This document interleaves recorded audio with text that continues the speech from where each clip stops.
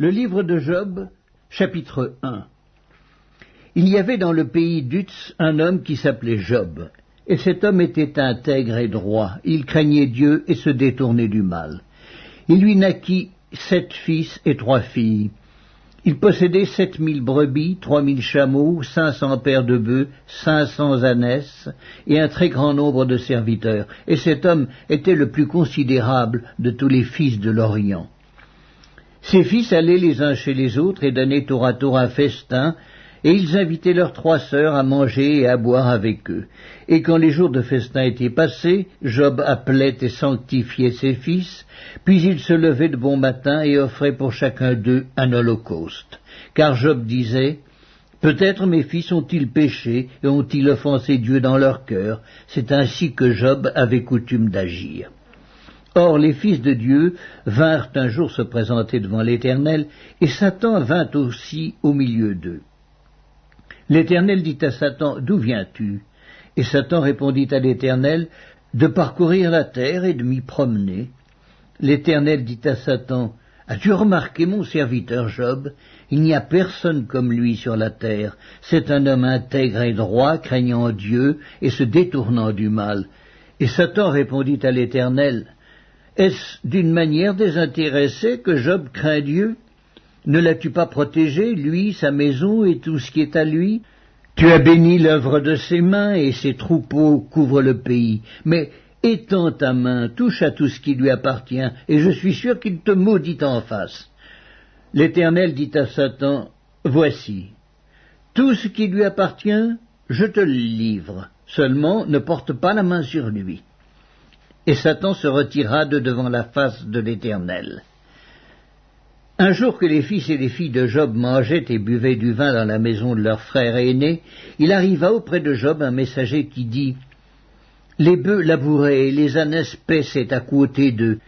Des Sabéens se sont jetés dessus, les ont enlevés et ont passé les serviteurs au fil de l'épée. Et je me suis échappé, moi seul, pour t'en apporter la nouvelle. » Il parlait encore lorsqu'un autre vint et dit, « Le feu de Dieu est tombé du ciel, a embrasé les brebis et les serviteurs, et les a consumés. Et je me suis échappé moi seul pour t'en apporter la nouvelle. » Il parlait encore lorsqu'un autre vint et dit, « Des Chaldéens formés en 3 bandes se sont jetés sur les chameaux, les ont enlevés, et ont passé les serviteurs au fil de l'épée, et je me suis échappé moi seul pour t'en apporter la nouvelle. » Il parlait encore lorsqu'un autre vint et dit, « Tes fils et tes filles mangeaient et buvaient du vin dans la maison de leur frère aîné, et voici, un grand vent est venu de l'autre côté du désert, et a frappé contre les 4 coins de la maison. Elle s'est écroulée sur les jeunes gens, et ils sont morts, et je me suis échappé moi seul pour t'en apporter la nouvelle. » Alors Job se leva, déchira son manteau et se rasa la tête. Puis, se jetant par terre, il se prosterna et dit, « Je suis sorti nu du sein de ma mère, et nu je retournerai dans le sein de la terre. L'Éternel a donné et l'Éternel a ôté, que le nom de l'Éternel soit béni. » En tout cela, Job ne pécha point et n'attribua rien d'injuste à Dieu. Le livre de Job, chapitre 2. Or, les fils de Dieu vinrent un jour se présenter devant l'Éternel, et Satan vint aussi au milieu d'eux se présenter devant l'Éternel. L'Éternel dit à Satan, « D'où viens-tu » Et Satan répondit à l'Éternel, « De parcourir la terre et de m'y promener. » L'Éternel dit à Satan, « As-tu remarqué mon serviteur Job? Il n'y a personne comme lui sur la terre. C'est un homme intègre et droit, craignant Dieu et se détournant du mal. Il demeure ferme dans son intégrité, et tu m'excites à le perdre sans motif. » Et Satan répondit à l'Éternel, « Peau pour peau, tout ce que possède un homme, il le donne pour sa vie, mais étends ta main, touche à ses os et à sa chair, et je suis sûr qu'il te maudit en face. » L'Éternel dit à Satan, « Voici, je te le livre, seulement épargne sa vie. » Et Satan se retira de devant la face de l'Éternel.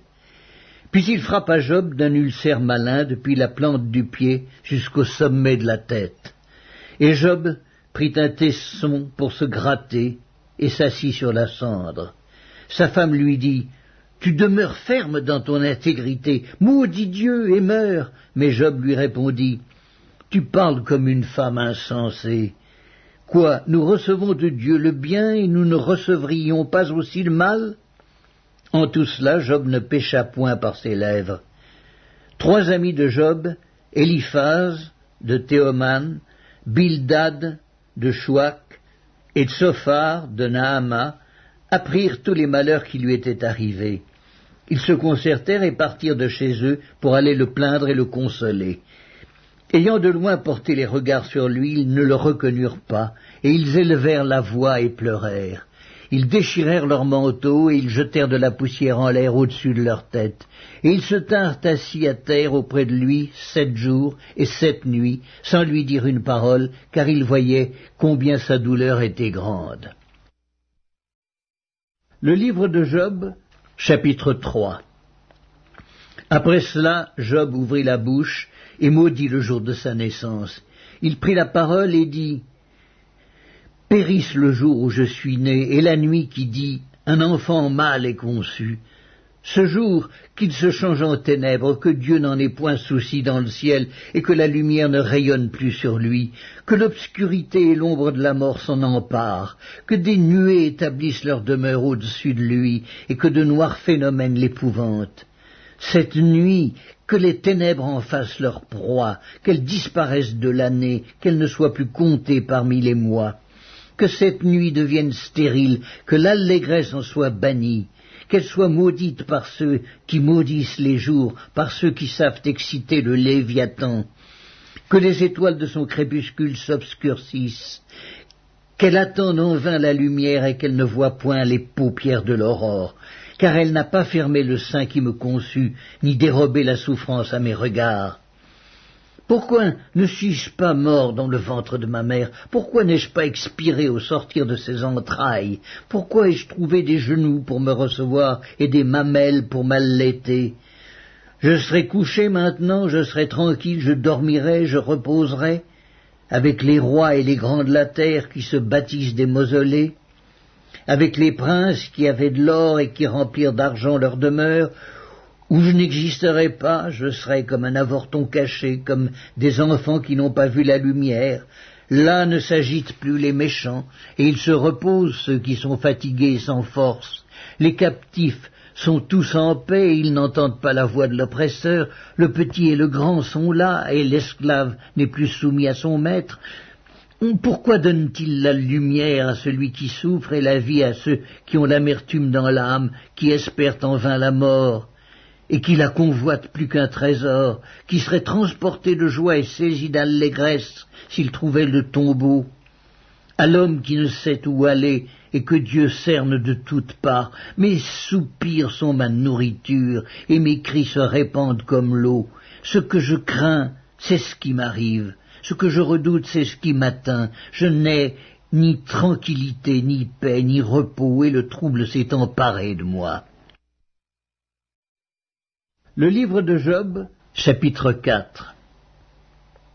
Éliphaz de Théman prit la parole et dit « Si nous osons ouvrir la bouche, en seras-tu peiné?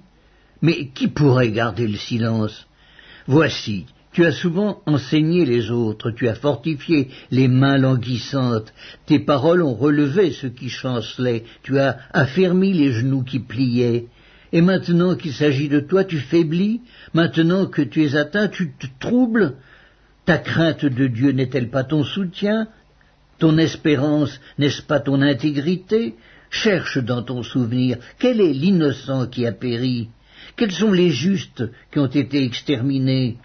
Pour moi, je l'ai vu, ceux qui labourent l'iniquité et qui sèment l'injustice en moissonnent les fruits. Ils périssent par le souffle de Dieu, ils sont consumés par le vent de sa colère. Le rugissement des lions prend fin, les dents des lionceaux sont brisées, le lion périt faute de proie et les petits de la lionne se dispersent. Une parole est arrivée furtivement jusqu'à moi, et mon oreille en a recueilli les sons légers. Au moment où les visions de la nuit agitent la pensée, quand les hommes sont livrés à un profond sommeil, Je fus saisi de frayeur et d'épouvante, et tous mes os tremblèrent. Un esprit passa près de moi. Tous mes cheveux se hérissèrent. Une figure d'un aspect inconnu était devant mes yeux, et j'entendis une voix qui murmurait doucement. L'homme serait-il juste devant Dieu? Serait-il pur devant celui qui l'a fait? Si Dieu n'a pas confiance en ses serviteurs, s'il trouve de la folie chez ses anges, combien plus chez ceux qui habitent des maisons d'argile, qui tirent leur origine de la poussière et qui peuvent être écrasés comme un vermisseau. Du matin au soir, ils sont brisés, ils périssent pour toujours, et nul n'y prend garde. Le fil de leur vie est coupé, ils meurent, et ils n'ont pas acquis la sagesse. Le livre de Job, chapitre 5. Crie maintenant, qui te répondra? Auquel dessein t'adresseras-tu? L'insensé périt dans sa colère, le fou meurt dans ses emportements. J'ai vu l'insensé prendre racine, puis soudain j'ai maudit sa demeure, plus de prospérité pour ses fils. Ils sont foulés à la porte et personne qui les délivre. Sa moisson est dévorée par des affamés qui viennent l'enlever jusque dans les épines, et ses biens sont engloutis par des hommes altérés. Le malheur ne sort pas de la poussière et la souffrance ne germe pas du sol. L'homme naît pour souffrir comme l'étincelle pour voler. Pour moi, j'aurai recours à Dieu et c'est à Dieu que j'exposerai ma cause. Il fait des choses grandes et insondables, des merveilles sans nombre. Il répand la pluie sur la terre et envoie l'eau sur les campagnes. Il relève les humbles et délivre les affligés. Il anéantit les projets des hommes rusés et leurs mains ne peuvent les accomplir.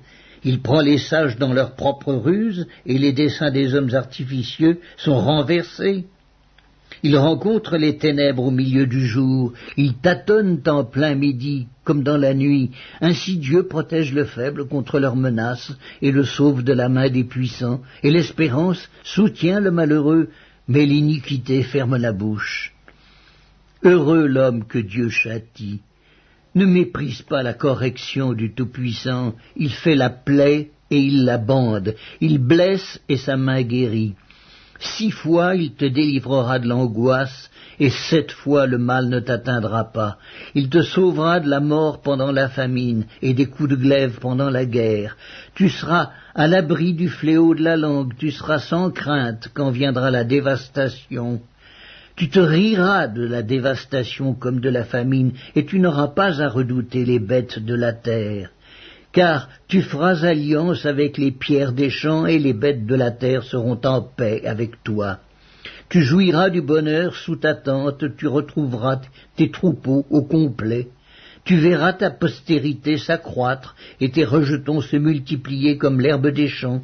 Tu entreras au sépulcre dans la vieillesse, comme on emporte une gerbe en son temps. Voilà ce que nous avons reconnu, voilà ce qui est. À toi d'entendre et de mettre à profit. Le livre de Job, chapitre 6. Job prit la parole et dit: Oh, s'il était possible de peser ma douleur, et si toutes mes calamités étaient sur la balance, elles seraient plus pesantes que le sable de la mer. Voilà pourquoi mes paroles vont jusqu'à la folie. Car les flèches du Tout-Puissant m'ont percé, et mon âme en suce le venin. Les terreurs de Dieu se rangent en bataille contre moi. L'âne sauvage crie-t-il auprès de l'herbe tendre? Le bœuf mugit-il auprès de son fourrage? Peut-on manger ce qui est fade et sans sel? Y a-t-il de la saveur dans le blanc d'un œuf? Ce que je voudrais ne pas toucher, c'est là ma nourriture, si dégoûtante soit-elle. Puisse mon vœu s'accomplir et Dieu veuille réaliser mon espérance, qu'il plaise à Dieu de m'écraser, qu'il étende sa main et qu'il m'achève. Il me restera du moins une consolation, une joie dans les maux dont il m'accable. Jamais je n'ai transgressé les ordres du Saint. Pourquoi espérer quand je n'ai plus de force? Pourquoi attendre quand ma fin est certaine? Ma force est-elle une force de pierre? Mon corps est-il d'airain? Ne suis-je pas sans ressources et le salut n'est-il pas loin de moi? Celui qui souffre a droit à la compassion de son ami, même quand il abandonnerait la crainte du Tout-Puissant. Mes frères sont perfides comme un torrent, comme le lit des torrents qui disparaissent. Les glaçons en troublent le cours, la neige s'y précipite. Viennent les chaleurs et ils tarissent. Les feux du soleil et leur lit demeurent à sec. Les caravanes se détournent de leur chemin, s'enfoncent dans le désert et périssent. Les caravanes de Théma fixent le regard, les voyageurs de Séba sont pleins d'espoir. Ils sont honteux d'avoir eu confiance, ils restent confondus quand ils arrivent. Ainsi, vous êtes comme si vous n'existiez pas. Vous voyez mon angoisse et vous en avez horreur. Vous ai-je dit, donnez-moi quelque chose, faites en ma faveur des présents avec vos biens, délivrez-moi de la main de l'ennemi, rachetez-moi de la main des méchants. Instruisez-moi et je me tairai.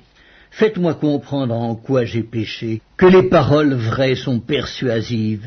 Mais que prouvent vos remontrances? Voulez-vous donc blâmer ce que j'ai dit et ne voir que du vent dans les discours d'un désespéré? Vous accablez un orphelin, vous persécutez votre ami. Regardez-moi, je vous prie. Vous mentirai-je en face? Revenez, ne soyez pas injuste. Revenez et reconnaissez mon innocence. Y a-t-il de l'iniquité sur ma langue et ma bouche ne discerne-t-elle pas le mal? Le livre de Job, chapitre 7. Le sort de l'homme sur la terre est celui d'un soldat et ses jours sont ceux d'un mercenaire. Comme l'esclave soupire après l'ombre, comme l'ouvrier attend son salaire, ainsi j'ai pour partage des mois de douleur, j'ai pour mon lot des nuits de souffrance. Je me couche et je dis, quand me lèverai-je, quand finira la nuit?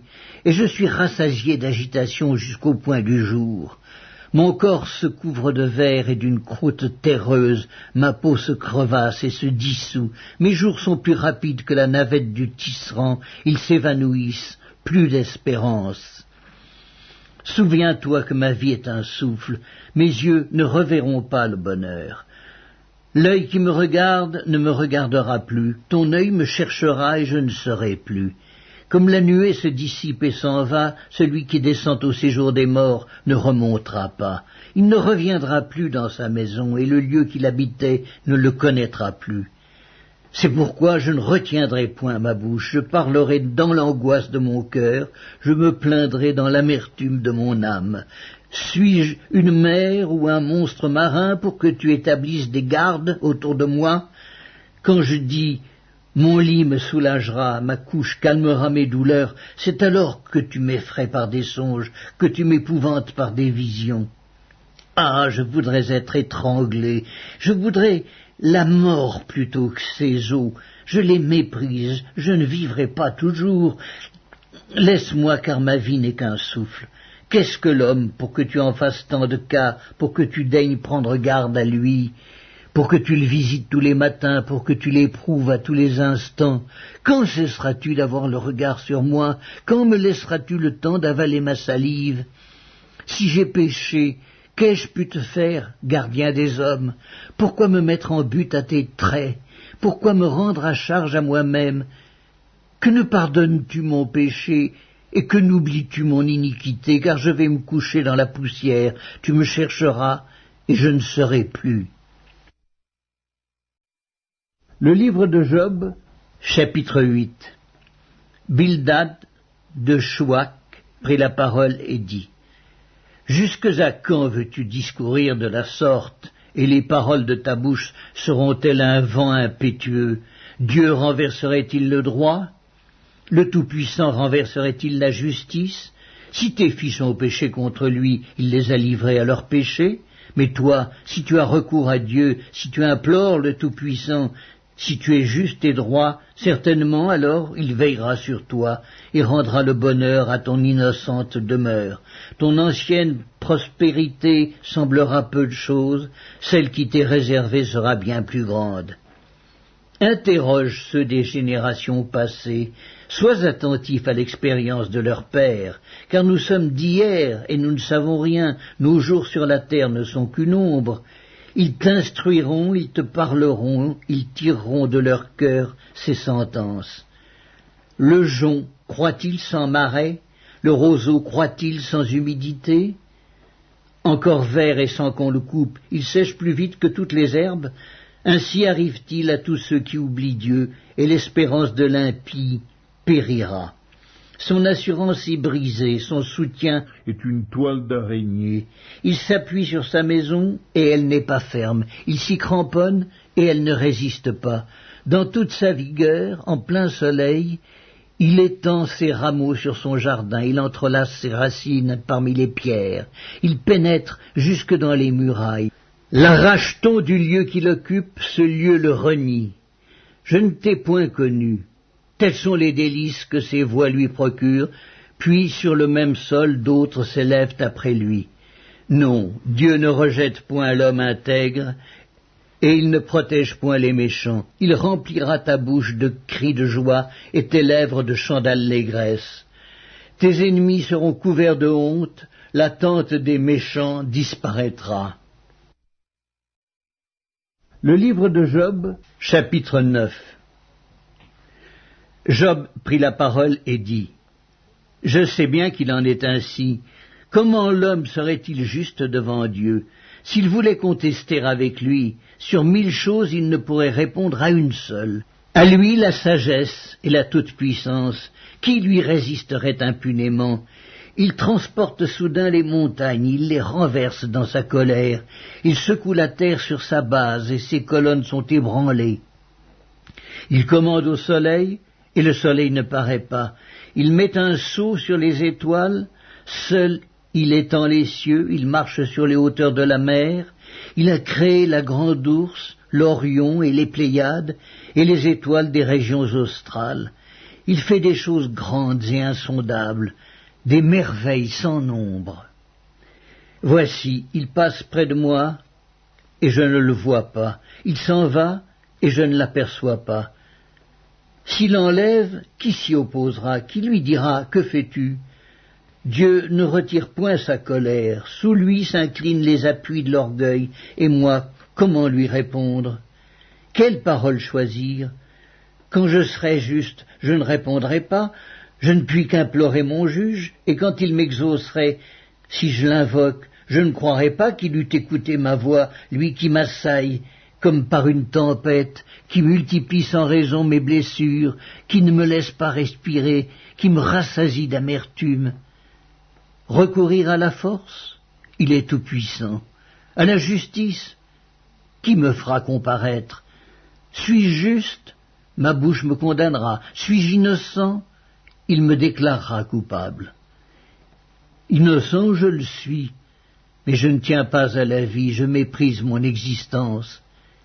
Qu'importe après tout, car j'ose le dire, il détruit l'innocent comme le coupable, si du moins le fléau donnait soudain la mort, mais il se rit des épreuves de l'innocent, la terre est livrée aux mains de l'impie, il voile la face des juges, si ce n'est pas lui, qui est-ce donc? Mes jours sont plus rapides qu'un courrier, il fuit sans avoir vu le bonheur, il passe comme les navires de jonc, comme l'aigle qui fond sur sa proie. Si je dis « Je veux oublier mes souffrances, laisser ma tristesse reprendre courage », je suis effrayé de toutes mes douleurs. Je sais que tu ne me tiendras pas pour innocent, je serai jugé coupable. Pourquoi me fatiguer en vain?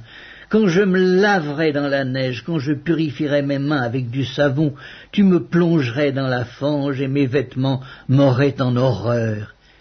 Il n'est pas un homme comme moi pour que je lui réponde, pour que nous allions ensemble en justice. Il n'y a pas entre nous d'arbitre. Qu'il pose sa main sur nous deux, qu'il retire sa verge de dessus moi, que cette erreur ne me trouble plus. Alors je parlerai, et je ne le craindrai pas. Autrement, je ne suis point à moi-même. Le livre de Job, chapitre 10. Mon âme est dégoûtée de la vie. Je donnerai cours à ma plainte, je parlerai dans l'amertume de mon âme. Je dis à Dieu, ne me condamne pas, fais-moi savoir pourquoi tu me prends à partie. Te paraît-il bien de maltraiter, de repousser l'ouvrage de tes mains et de faire briller ta faveur sur le conseil des méchants? As-tu des yeux de chair, vois-tu comme voit un homme? Tes jours sont-ils comme les jours de l'homme, et tes années comme ses années, pour que tu recherches mon iniquité, pour que tu t'enquières de mon péché, sachant bien que je ne suis pas coupable et que nul ne peut me délivrer de ta main? Tes mains m'ont formé, elles m'ont créé, elles m'ont fait tout entier, et tu me détruirais? Souviens-toi que tu m'as façonné comme de l'argile. Voudrais-tu de nouveau me réduire en poussière? Ne m'as-tu pas coulé comme du lait? Ne m'as-tu pas caillé comme du fromage? Tu m'as revêtu de peau et de chair, tu m'as tissé d'eau et de nerfs. Tu m'as accordé ta grâce avec la vie, tu m'as conservé par tes soins et sous ta garde. Voici néanmoins ce que tu cachais dans ton cœur, voici, je le sais, ce que tu as résolu en toi-même. Si je pêche, tu m'observes. Tu ne pardonnes pas mon iniquité. Suis-je coupable? Malheur à moi. Suis-je innocent? Je n'ose lever la tête. Rassasié de honte et absorbé dans ma misère. Et si j'ose la lever, tu me poursuis comme un lion, tu me frappes encore par des prodiges, tu m'opposes de nouveaux témoins, tu multiplies tes fureurs contre moi, tu m'assailles d'une succession de calamités. Pourquoi m'as-tu fait sortir du sein de ma mère? Je serais mort et aucun œil ne m'aurait vu. Je serais comme si je n'eusse pas existé. Et j'aurais passé du ventre de ma mère au sépulcre. Mes jours ne sont-ils pas en petit nombre?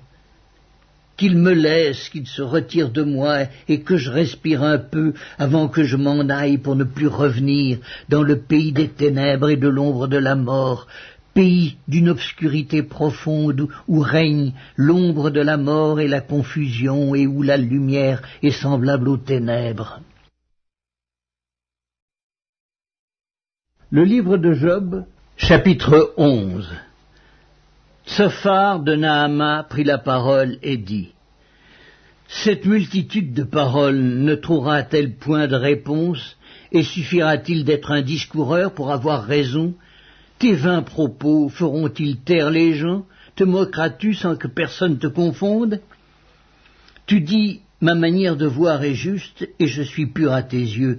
Oh, si Dieu voulait parler, s'il ouvrait les lèvres pour te répondre, et s'il te révélait les secrets de sa sagesse, de son immense sagesse, tu verrais alors qu'il ne te traite pas selon ton iniquité. Prétends-tu sonder les pensées de Dieu, parvenir à la connaissance parfaite du Tout-Puissant? Elle est aussi haute que les cieux. Que feras-tu? Plus profonde que le séjour des morts. Que sauras-tu? La mesure en est plus longue que la terre, elle est plus large que la mer.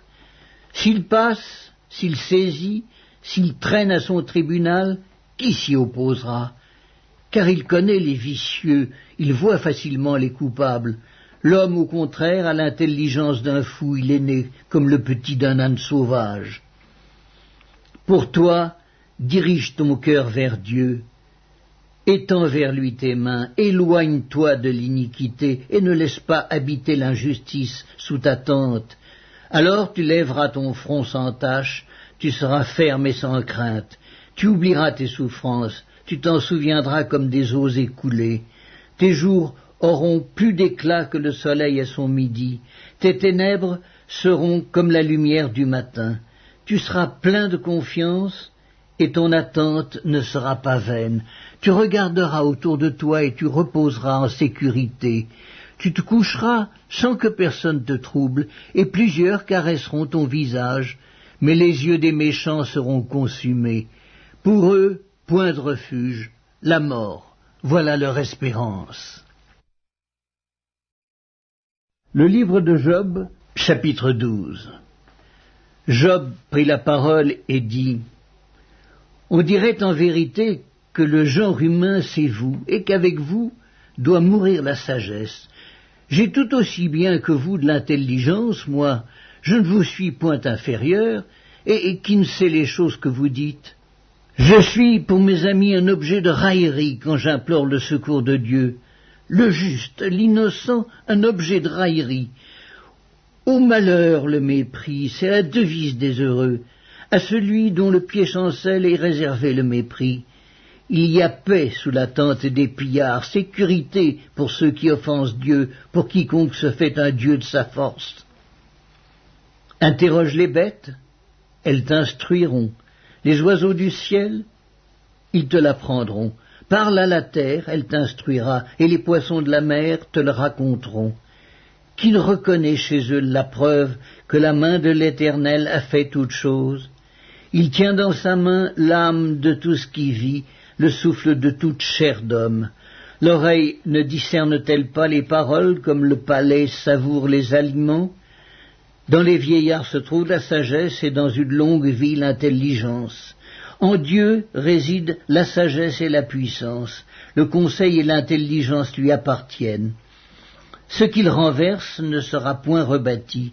Celui qui l'enferme ne sera point délivré. Il retient les eaux et tout se dessèche. Il les lâche et la terre en est dévastée. Il possède la force et la prudence. Il maîtrise celui qui s'égare ou fait égarer les autres. Il emmène captifs les conseillers, il trouble la raison des juges, il délie la ceinture des rois, il met une corde autour de leurs reins. Il emmène captifs les sacrificateurs, il fait tomber des puissants. Il ôte la parole à ceux qui ont de l'assurance. Il prive de jugement les vieillards, il verse le mépris sur les grands, il relâche la ceinture des forts. Il met à découvert ce qui est caché dans les ténèbres, il produit à la lumière l'ombre de la mort. Il donne de l'accroissement aux nations, et il les anéantit. Il les étend au loin, et il les ramène dans leurs limites. Il enlève l'intelligence aux chefs des peuples, il les fait errer dans des déserts sans chemin, il tâtonne dans les ténèbres et ne voit pas clair, il les fait errer comme des gens ivres. Le livre de Job, chapitre 13. Voici, mon œil a vu tout cela, mon oreille l'a entendu et y a pris garde. Ce que vous savez, je le sais aussi. Je ne vous suis point inférieur. Mais je veux parler au Tout-Puissant, je veux plaider ma cause devant Dieu, car vous n'imaginez que des faussetés, vous êtes tous des médecins de néant. Que n'avez-vous gardé le silence? Vous auriez passé pour avoir de la sagesse. Écoutez, je vous prie, ma défense, et soyez attentifs à la réplique de mes lèvres. Direz-vous en faveur de Dieu ce qui est injuste, et pour le soutenir, allégrez-vous des faussetés? Voulez-vous avoir égard à sa personne? Voulez-vous plaider pour Dieu? S'il vous sonde, vous approuvera-t-il, ou le tromperez-vous comme on trompe un homme? Certainement, il vous condamnera si vous n'agissez en secret que par égard pour sa personne. Sa majesté ne vous épouvantera-t-elle pas? Sa terreur ne tombera-t-elle pas sur vous? Vos sentences sont des sentences de cendre, vos retranchements sont des retranchements de boue. Taisez-vous, laissez-moi, je veux parler, il m'en arrivera ce qu'il pourra. Pourquoi saisirai-je ma chair entre les dents? J'exposerai plutôt ma vie. Voici, il me tuera, je n'ai rien à espérer, mais devant lui je défendrai ma conduite. Cela même peut servir à mon salut, car un impie n'ose paraître en sa présence. Écoutez, écoutez mes paroles, prêtez l'oreille à ce que je vais dire. Me voici prêt à plaider ma cause. Je sais que j'ai raison. Quelqu'un disputera-t-il contre moi? Alors je me tais et je veux mourir. Seulement, accorde-moi 2 choses, et je ne me cacherai pas loin de ta face. Retire ta main de dessus moi, et que tes terreurs ne me troublent plus. Puis appelle, et je répondrai, ou si je parle, réponds-moi. Quel est le nombre de mes iniquités et de mes péchés? Fais-moi connaître mes transgressions et mes péchés. Pourquoi caches-tu ton visage et me prends-tu pour ton ennemi? Veux-tu frapper une feuille agitée? Veux-tu poursuivre une paille desséchée? Pourquoi m'infliger d'amères souffrances, me punir pour des fautes de jeunesse? Pourquoi mettre mes pieds dans les ceps, surveiller tous mes mouvements, tracer une limite à mes pas, quand mon corps tombe en pourriture comme un vêtement que dévore la teigne? Le livre de Job, chapitre 14. L'homme né de la femme, sa vie est courte, sans cesse agitée. Il naît, il est coupé comme une fleur, il fuit et disparaît comme une ombre, et c'est sur lui que tu as l'œil ouvert, et tu me fais aller en justice avec toi. Comment d'un être souillé sortira-t-il un homme pur? Il n'en peut sortir aucun. Si ses jours sont fixés, si tu as compté ses mois, si tu en as marqué le terme qu'il ne saurait franchir, détourne de lui les regards et donne-lui du relâche, pour qu'il ait au moins la joie du mercenaire à la fin de sa journée. Un arbre a de l'espérance. Quand on le coupe, il repousse, il produit encore des rejetons. Quand sa racine a vieilli dans la terre, quand son tronc meurt dans la poussière, il reverdit à l'approche de l'eau, il pousse des branches comme une jeune plante, mais l'homme meurt et il perd sa force. L'homme expire et où est-il? Les eaux des lacs s'évanouissent, les fleuves tarissent et se dessèchent. Ainsi l'homme se couche et ne se relèvera plus. Il ne se réveillera pas tant que les cieux subsisteront, il ne sortira pas de son sommeil. Oh, si tu voulais me cacher dans le séjour des morts, m'y tenir à couvert jusqu'à ce que ta colère fût passée, et me fixer un terme auquel tu te souviendrais de moi. Si l'homme, une fois mort, pouvait revivre, j'aurais de l'espoir tout le temps de mes souffrances, jusqu'à ce que mon état vînt à changer. Tu appellerais alors, et je te répondrais, tu languirais après l'ouvrage de tes mains, mais aujourd'hui tu comptes mes pas, tu as l'œil sur mes péchés. Mes transgressions sont scellées en un faisceau et tu imagines des iniquités à ma charge. La montagne s'écroule et périt, le rocher disparaît de sa place, la pierre est broyée par les eaux, et la terre emportée par leur courant. Ainsi tu détruis l'espérance de l'homme, tu es sans cesse à l'assaillir, et il s'en va. Tu le défigures, puis tu le renvoies. Que ses fils soient honorés, il n'en sait rien, qu'il soit dans l'abaissement, il l'ignore, c'est pour lui seul qu'il éprouve de la douleur en son corps, c'est pour lui seul qu'il ressent de la tristesse en son âme. Le livre de Job, chapitre 15. Eliphaz de Théman prit la parole et dit: Le sage répond-il par un vain espoir? Se gonfle-t-il la poitrine du vent d'Orient? Est-ce par d'inutiles propos qu'il se défend? Est-ce par des discours qui ne servent à rien? Toi, tu détruis même la crainte de Dieu, tu anéantis tout mouvement de piété devant Dieu. Ton iniquité dirige ta bouche et tu prends le langage des hommes rusés. Ce n'est pas moi, c'est ta bouche qui te condamne, ce sont tes lèvres qui déposent contre toi. Es-tu né le premier des hommes? As-tu été enfanté avant les collines? As-tu reçu les confidences de Dieu? As-tu dérobé la sagesse à ton profit? Que sais-tu que nous ne sachions pas? Quelle connaissance as-tu que nous n'ayons pas? Il y a parmi nous des cheveux blancs, des vieillards, plus riches de jours que ton père. Tiens-tu pour peu de choses les consolations de Dieu et les paroles qui, doucement, se font entendre à toi? Où ton cœur t'entraîne-t-il, et que signifie ce roulement de tes yeux? Quoi, c'est contre Dieu que tu tournes ta colère et que ta bouche exhale de pareils discours? Qu'est-ce que l'homme pour qu'il soit pur? Celui qui est né de la femme peut-il être juste? Si Dieu n'a pas confiance en ses saints, si les cieux ne sont pas purs devant lui, combien moins l'être abominable et pervers, l'homme qui boit l'iniquité comme l'eau? Je vais te parler, écoute-moi. Je raconterai ce que j'ai vu, ce que les sages ont fait connaître, ce qu'ils ont révélé, l'ayant appris de leur père. À eux seuls appartenait le pays, et parmi eux, nul étranger n'était encore venu.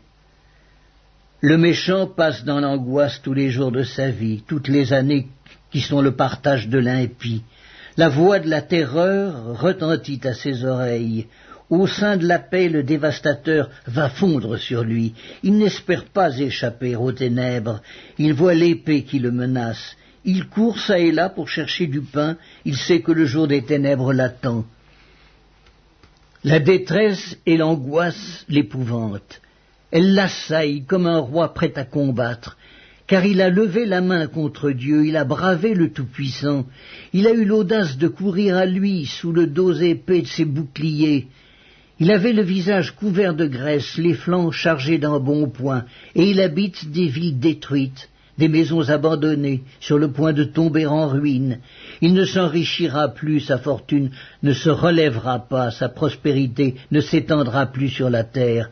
Il ne pourra se dérober aux ténèbres, la flamme consumera ses rejetons, et Dieu le fera périr par le souffle de sa bouche. S'il a confiance dans le mal, il se trompe, car le mal sera sa récompense. Elle arrivera avant le terme de ses jours, et son rameau ne verdira plus. Il sera comme une vigne dépouillée de ses fruits encore verts, comme un olivier dont on a fait tomber les fleurs. La maison de l'impie deviendra stérile, et le feu dévorera la tente de l'homme corrompu. Il conçoit le mal, et il enfante le mal. Il mûrit dans son sein des fruits qui le trompent. Le livre de Job, chapitre 16.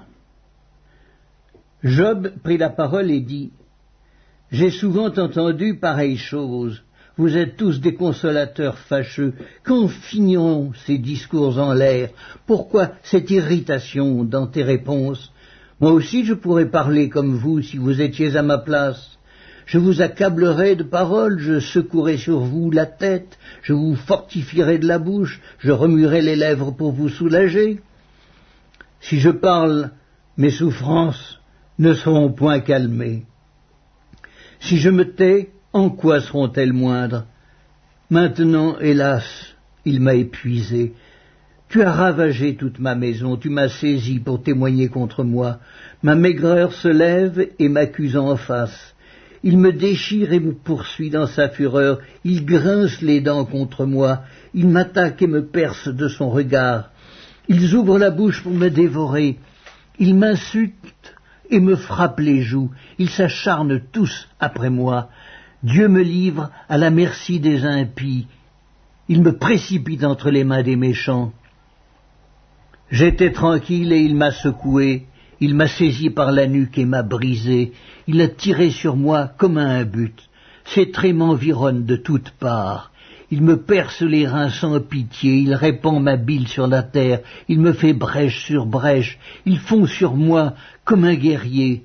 J'ai cousu un sac sur ma peau, j'ai roulé ma tête dans la poussière, les pleurs ont altéré mon visage, l'ombre de la mort est sur mes paupières, et je n'ai pourtant commis aucune violence, et ma prière fut toujours pure. Ô terre, ne couvre point mon sang, et que mes cris prennent librement leur essor. Déjà maintenant mon témoin est dans le ciel, mon témoin est dans les lieux élevés. Mes amis se jouent de moi, c'est Dieu que j'implore avec larmes. Puisse-t-il donner à l'homme raison contre Dieu et au Fils de l'homme contre ses amis? Car le nombre de mes années touche à son terme, et je m'en irai par un sentier d'où je ne reviendrai pas. Le livre de Job, chapitre 17. Mon souffle se perd, mes jours s'éteignent, le sépulcre m'attend. Je suis environné de moqueurs, et mon œil doit contempler leurs insultes. Sois auprès de toi-même ma caution, autrement qui répondrait pour moi? Car tu as fermé leur cœur à l'intelligence, aussi ne les laisseras-tu pas triompher. On invite ses amis au partage du butin, et l'on a des enfants dont les yeux se consument. Il m'a rendu la fable des peuples, et ma personne est un objet de mépris. Mon œil est obscurci par la douleur, tous mes membres sont comme une ombre. Les hommes droits en sont stupéfaits, et l'innocent se soulève contre l'impie. Le juste néanmoins demeure ferme dans sa voie, celui qui a les mains pures se fortifie de plus en plus. Mais vous tous, revenez à vos mêmes discours, et je ne trouverai pas un sage parmi vous. Quoi? Mes jours sont passés, mes projets sont anéantis, les projets qui remplissaient mon cœur. Et ils prétendent que la nuit c'est le jour, que la lumière est proche quand les ténèbres sont là. C'est le séjour des morts que j'attends pour demeure. C'est dans les ténèbres que je dresserai ma couche. Je crie à la fosse, tu es mon père, et au ver, vous êtes ma mère et ma sœur. Mon espérance, où donc est-elle? Mon espérance, qui peut la voir? Elle descendra vers les portes du séjour des morts, quand nous irons ensemble reposer dans la poussière. Le livre de Job, chapitre 18. Bildad de Chouac prit la parole et dit: Quand mettrez-vous un terme à ces discours? Ayez de l'intelligence, puis nous parlerons. Pourquoi sommes-nous regardés comme des bêtes? Pourquoi ne sommes-nous à vos yeux que des brutes? Ô toi qui te déchires dans ta fureur, faut-il à cause de toi que la terre devienne déserte? Faut-il que les rochers disparaissent de leur place? La lumière du méchant s'éteindra, et la flamme qui en jaillit cessera de briller. La lumière s'obscurcira sous sa tente, et sa lampe au-dessus de lui s'éteindra. Ses pas assurés seront à l'étroit. Malgré ses efforts, il tombera. Car il met les pieds sur un filet, il marche dans les mailles, il est saisi au piège par le talon, et le filet s'empare de lui. Le cordeau est caché dans la terre, et la trappe est sous son sentier. Des terreurs l'assiègent, l'entourent, le poursuivent par derrière. La faim consume ses forces, la misère est à ses côtés. Les parties de sa peau sont l'une après l'autre dévorées. Ses membres sont dévorés par le premier-né de la mort. Il est arraché de sa tente où il se croyait en sûreté. Il se traîne vers le roi des épouvantements. Nul des siens n'habite sa tente. Le soufre est répandu sur sa demeure. En bas, ses racines se dessèchent, en haut, ses branches sont coupées. Sa mémoire disparaît de la terre, son nom n'est plus sur la surface des champs. Il est poussé de la lumière dans les ténèbres, il est chassé du monde. Il ne laisse ni descendants ni postérité parmi son peuple, ni survivants dans les lieux qu'il habitait. Les générations à venir seront étonnées de sa ruine, et la génération présente sera saisie d'effroi. Point d'autre destinée pour le méchant, point d'autre sort pour qui ne connaît pas Dieu.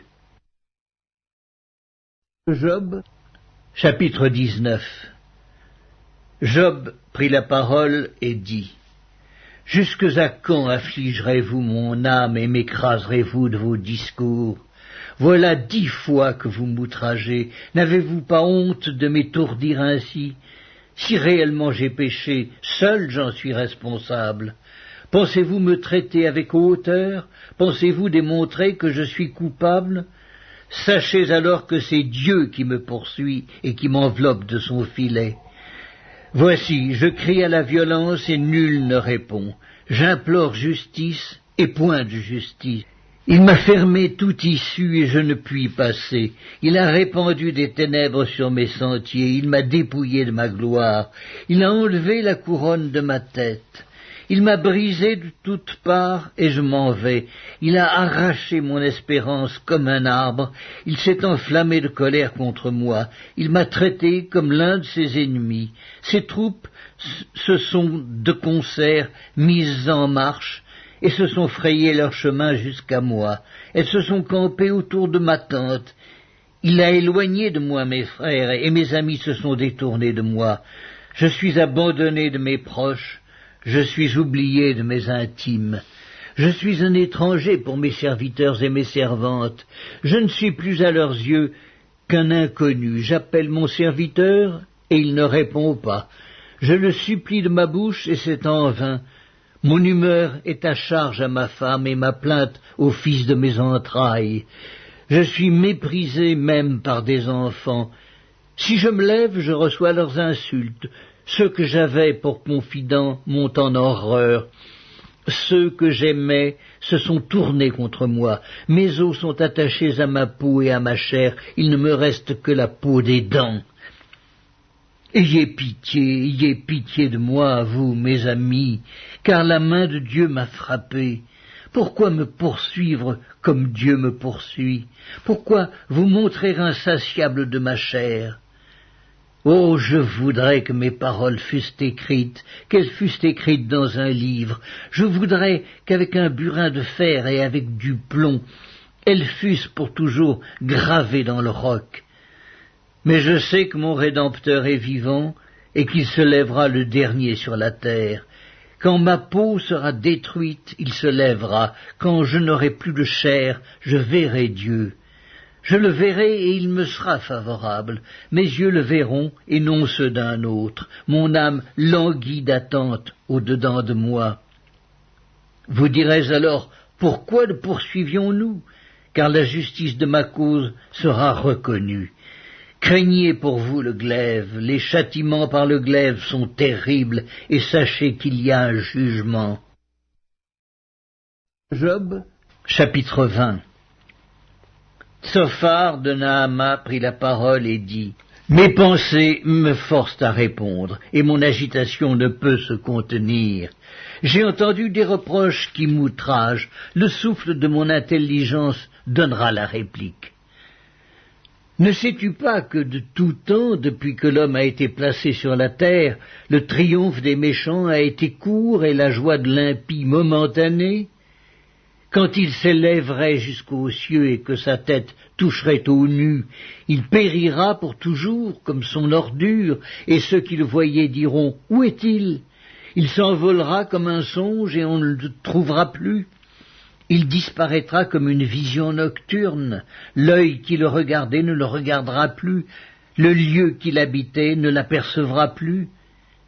Ses fils seront assaillis par les pauvres, et ses mains restitueront ce qu'il a pris par violence.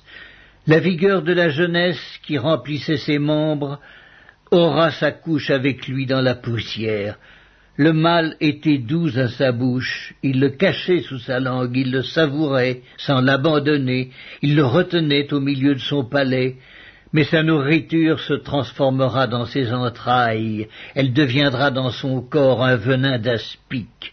Il a englouti des richesses, il les vomira, Dieu les chassera de son ventre, il a sucé du venin d'aspic, la langue de la vipère le tuera. Il ne reposera plus ses regards sur les ruisseaux, sur les torrents, sur les fleuves de miel et de lait. Il rendra ce qu'il a gagné et n'en profitera plus. Il restituera tout ce qu'il a pris et n'en jouira plus, car il a opprimé, délaissé les pauvres. Il a ruiné des maisons et ne les a pas rétablies. Son avidité n'a point connu de bornes. Mais il ne sauvera pas ce qu'il avait de plus cher. Rien n'échappait à sa voracité, mais son bien-être ne durera pas. Au milieu de l'abondance, il sera dans la détresse. La main de tous les misérables se lèvera sur lui. Et voici, pour lui remplir le ventre, Dieu enverra sur lui le feu de sa colère et le rassasiera par une pluie de traits. S'il échappe aux armes de fer, l'arc d'airain le transpercera. Il arrache de son corps le trait qui étincelle au sortir de ses entrailles, et il est en proie aux terreurs de la mort. Toutes les calamités sont réservées à ses trésors. Il sera consumé par un feu que n'allumera point l'homme, et ce qui restera dans sa tente en deviendra la pâture. Les cieux dévoileront son iniquité et la terre s'élèvera contre lui. Les revenus de sa maison seront emportés, ils disparaîtront au jour de la colère de Dieu. Telle est la part que Dieu réserve aux méchants, tel est l'héritage que Dieu lui destine. Le livre de Job, chapitre 21. Job prit la parole et dit, « Écoutez, écoutez mes paroles. Donnez-moi seulement cette consolation. Laissez-moi parler, je vous prie. Et quand j'aurai parlé, tu pourras te moquer. Est-ce contre un homme que se dirige ma plainte? Et pourquoi mon âme ne serait-elle pas impatiente? Regardez-moi, soyez étonnés, et mettez la main sur la bouche. Quand j'y pense, cela m'épouvante, et un tremblement saisit mon corps. Pourquoi les méchants vivent-ils? Pourquoi les voit-on vieillir et accroître leur force? Leur postérité s'affermit avec eux, et en leur présence, leurs rejetons prospèrent sous leurs yeux. Dans leur maison règne la paix, sans mélange de crainte. La verge de Dieu ne vient pas les frapper. Leurs taureaux sont vigoureux et féconds, leurs génisses conçoivent et n'avortent point.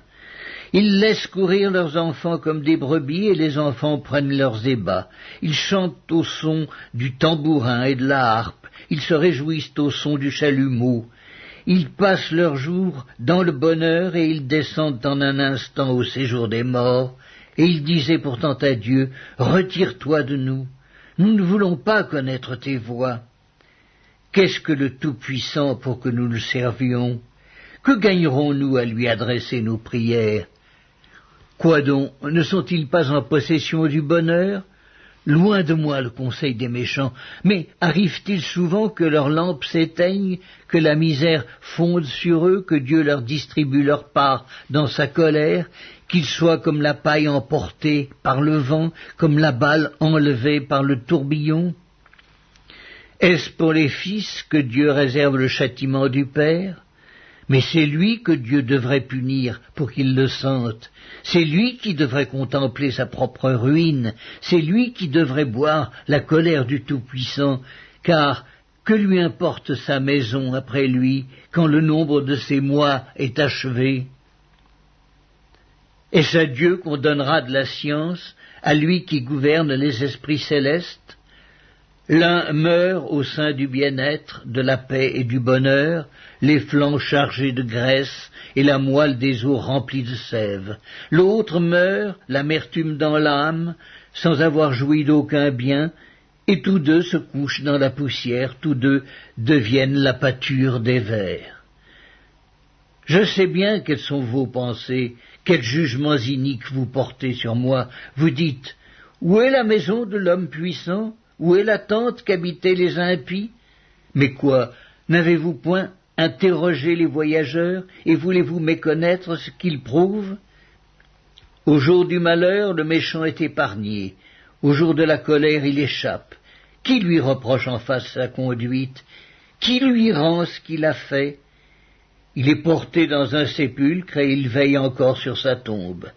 Les mottes de la vallée lui sont légères, et tous après lui suivront la même voie, comme une multitude l'a déjà suivi. Pourquoi donc m'offrir de vaines consolations? Ce qui reste de vos réponses n'est que perfidie. Le livre de Job, chapitre 22. Eliphaz de Théman prit la parole et dit, « Un homme peut-il être utile à Dieu? Non. Le sage n'est utile qu'à lui-même. Si tu es juste, est-ce à l'avantage du Tout-Puissant? Si tu es intègre dans tes voies, qui gagne-t-il? Est-ce par crainte de toi qu'il te châtie, qu'il entre en jugement avec toi? Ta méchanceté n'est-elle pas grande? Tes iniquités ne sont-elles pas infinies? Tu enlevais sans motif des gages à tes frères, tu privais de leurs vêtements ceux qui étaient nus, tu ne donnais point d'eau à l'homme altéré, tu refusais du pain à l'homme affamé. Le pays était au plus fort et le puissant s'y établissait. Tu renvoyais les veuves avides, les bras des orphelins étaient brisés. C'est pour cela que tu es entouré de pièges et que la terreur t'a saisi tout à coup. Ne vois-tu donc pas ces ténèbres, ces eaux débordées qui t'envahissent? Dieu n'est-il pas en haut dans les cieux? Regarde le sommet des étoiles comme il est élevé, et tu dis, qu'est-ce que Dieu sait? Peut-il juger à travers l'obscurité? Les nuées l'enveloppent, et il ne voit rien, il ne parcourt que la voûte des cieux. Et quoi, tu voudrais prendre l'ancienne route qu'ont suivie les hommes d'iniquité? Ils ont été emportés avant le temps, ils ont eu la durée d'un torrent qui s'écoule. Ils disaient à Dieu, retire-toi de nous, que peut faire pour nous le Tout-Puissant? Dieu cependant avait rempli de bien leur maison, loin de moi le conseil des méchants. Les justes, témoins de leur chute, se réjouiront, et l'innocent se moquera d'eux. Voilà nos adversaires anéantis, voilà leur richesse dévorée par le feu. Attache-toi donc à Dieu, et tu auras la paix, tu jouiras ainsi du bonheur. Reçois de sa bouche instruction, et mets dans ton cœur ses paroles. Tu seras rétabli si tu reviens au Tout-Puissant, si tu éloignes l'iniquité de ta tente. Jette l'or dans la poussière, l'or d'Ophir parmi les cailloux des torrents, et le Tout-Puissant sera ton or, ton argent, ta richesse. Alors tu feras du Tout-Puissant tes délices, tu élèveras vers Dieu ta face, tu le prieras, et il t'exaucera, et tu accompliras tes vœux. À tes résolutions répondra le succès, sur tes sentiers brillera la lumière. Vienne l'humiliation, tu prieras pour ton relèvement. Dieu secourt celui dont le regard est abattu. Il délivrera même le coupable, qui devra son salut à la pureté de tes mains.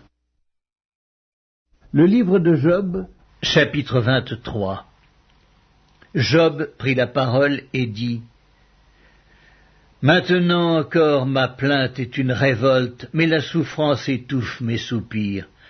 Oh, si je savais où le trouver, si je pouvais arriver jusqu'à son trône, je plaiderais ma cause devant lui, je remplirais ma bouche d'arguments, je connaîtrais ce qu'il peut avoir à répondre, je verrais ce qu'il peut avoir à me dire. Emploierait-il toute sa force à me combattre? Ne daignerait-il pas au moins m'écouter?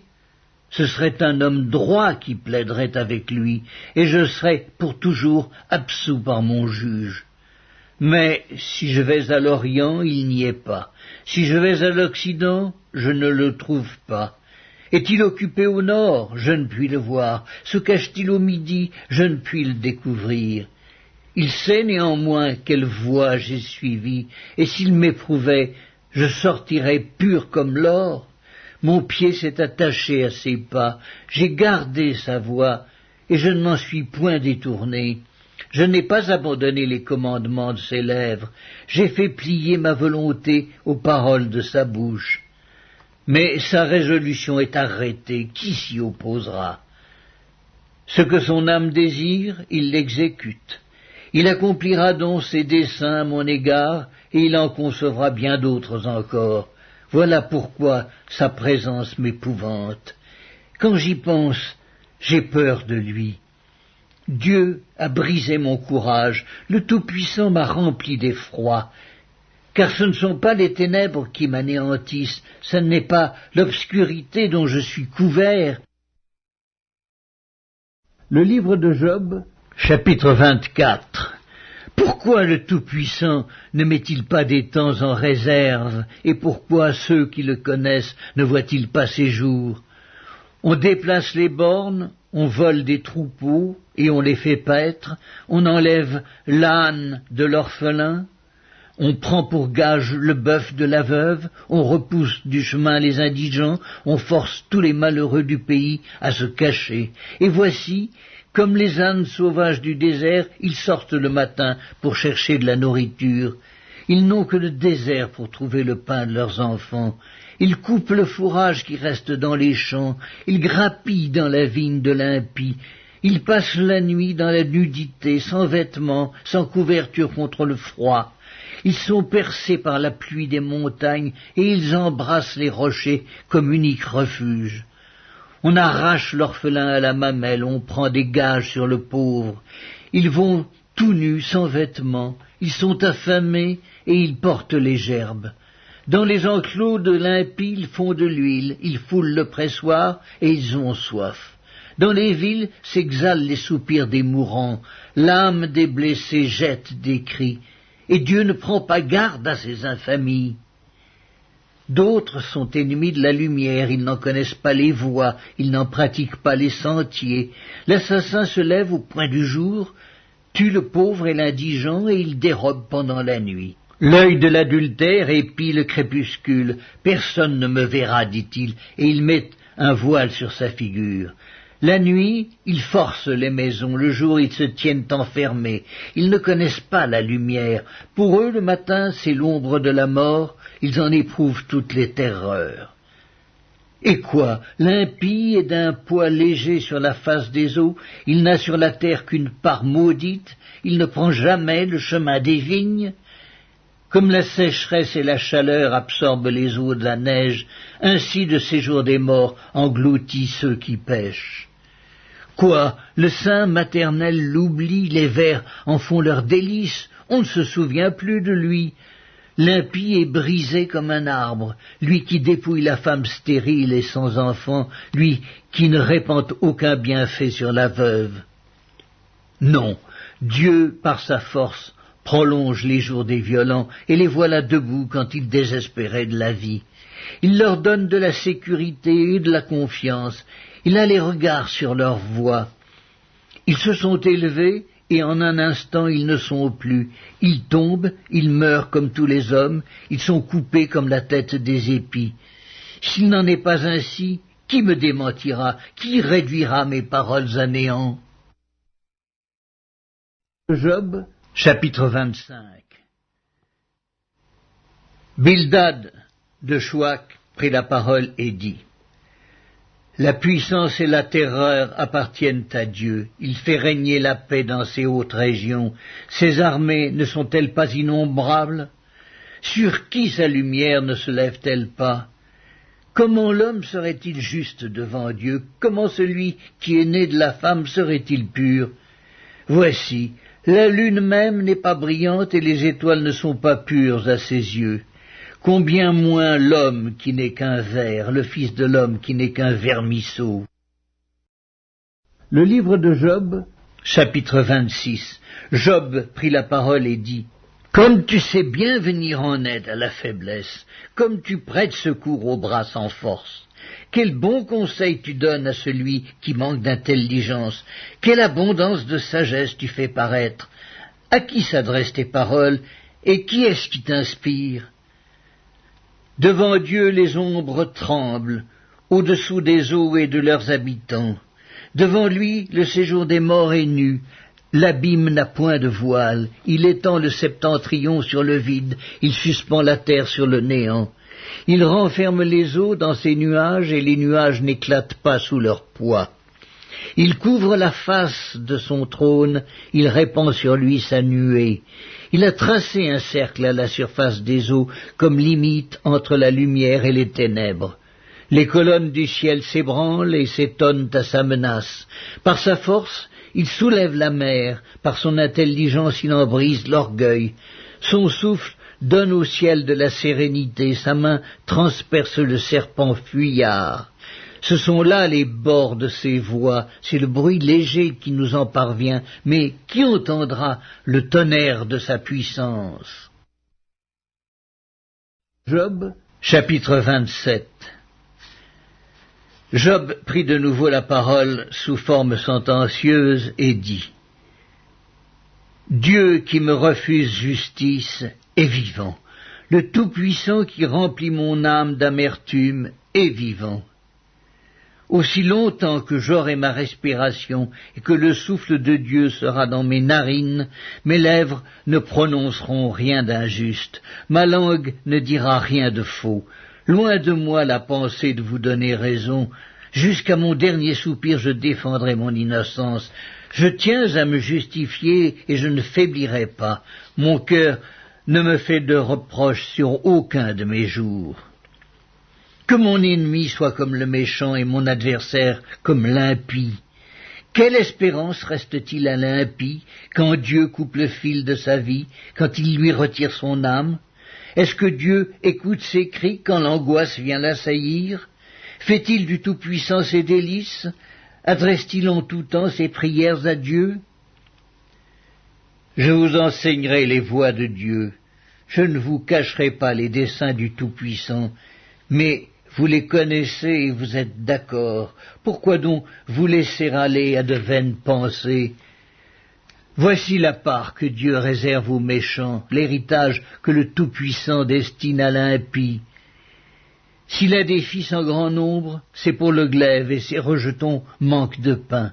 Ceux qui échappent sont enterrés par la peste et leurs veuves ne les pleurent pas.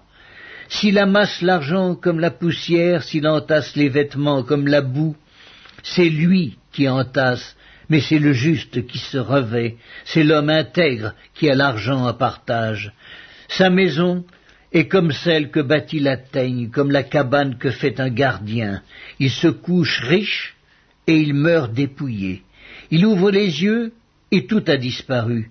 Les terreurs le surprennent comme des eaux, un tourbillon l'enlève au milieu de la nuit, le vent d'Orient l'emporte et il s'en va, il l'arrache violemment de sa demeure, Dieu lance sans pitié des traits contre lui, et le méchant voudrait fuir pour les éviter. On bat des mains à sa chute, et on le siffle à son départ. Le livre de Job, chapitre 28. Il y a pour l'argent une mine d'où on le fait sortir, et pour l'or un lieu d'où on l'extrait pour l'affiner. Le fer se tire de la poussière et la pierre se fond pour produire l'airain. L'homme fait cesser les ténèbres. Il explore jusque dans les endroits les plus profonds, les pierres cachées dans l'obscurité et dans l'ombre de la mort. Il creuse un puits loin des lieux habités. Ses pieds ne lui sont plus en aide, et il est suspendu, balancé, loin des humains. La terre d'où sort le pain est bouleversée dans ses entrailles comme par le feu. Ces pierres contiennent du saphir, et l'on y trouve de la poudre d'or. L'oiseau de proie n'en connaît pas le sentier, l'œil du vautour ne l'a point aperçu. Les plus fiers animaux ne l'ont point foulé, le lion n'y a jamais passé, l'homme porte sa main sur le roc, il renverse les montagnes depuis la racine, il ouvre des tranchées dans les rochers, et son œil contemple tout ce qu'il y a de précieux. Il arrête l'écoulement des eaux, et il produit à la lumière ce qui est caché. Mais la sagesse, où se trouve-t-elle? Où est la demeure de l'intelligence? L'homme n'en connaît point le prix. Elle ne se trouve pas dans la terre des vivants. L'abîme dit, elle n'est point en moi, et la mer dit, elle n'est point avec moi. Elle ne se donne pas contre de l'or pur, elle ne s'achète pas au poids de l'argent, elle ne se pèse pas comme l'or d'Ophir, ni contre le précieux onyx, ni contre le saphir, elle ne peut se comparer à l'or ni au verre, elle ne peut s'échanger pour un vase d'or fin. Le corail et le cristal ne sont rien auprès d'elle, la sagesse vaut plus que les perles. La topaze d'Éthiopie n'est point son égale, et l'or pur n'entre pas en balance avec elle. D'où vient donc la sagesse? Où est la demeure de l'intelligence? Elle est cachée aux yeux de tout vivant, elle est cachée aux oiseaux du ciel. Le gouffre et la mort disent, nous en avons entendu parler, c'est Dieu qui en sait le chemin, c'est lui qui en connaît la demeure, car il voit jusqu'aux extrémités de la terre. Il aperçoit tout sous les cieux. Quand il régla le poids du vent et qu'il fixa la mesure des eaux, quand il donna des lois à la pluie et qu'il traça la route de l'éclair et du tonnerre, alors il vit la sagesse et la manifesta, il en posa les fondements et la mit à l'épreuve. Puis il dit à l'homme, voici, la crainte du Seigneur, c'est la sagesse. S'éloigner du mal, c'est l'intelligence. Job, chapitre 29. Job prit de nouveau la parole sous forme sentencieuse et dit, oh, que ne puis-je être comme au mois du passé, comme au jour où Dieu me gardait, quand sa lampe brillait sur ma tête, et que sa lumière me guidait dans les ténèbres. Que ne suis-je comme au jour de ma vigueur, où Dieu veillait en ami sur ma tente, quand le Tout-Puissant était encore avec moi, et que mes enfants m'entouraient. Quand mes pieds se baignaient dans la crème, et que le rocher répandait près de moi des ruisseaux d'huile.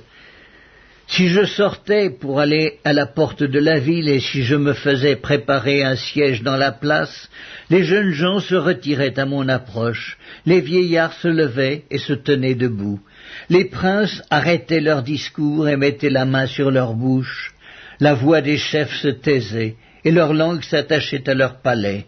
L'oreille qui m'entendait me disait heureux, l'œil qui me voyait me rendait témoignage, car je sauvais le pauvre qui implorait du secours et l'orphelin qui manquait d'appui. La bénédiction du malheureux venait sur moi, je remplissais de joie le cœur de la veuve, je me revêtais de la justice et je lui servais de vêtements. J'avais ma droiture pour manteau et pour turban, J'étais l'œil de l'aveugle et le pied du boiteux. J'étais le père des misérables.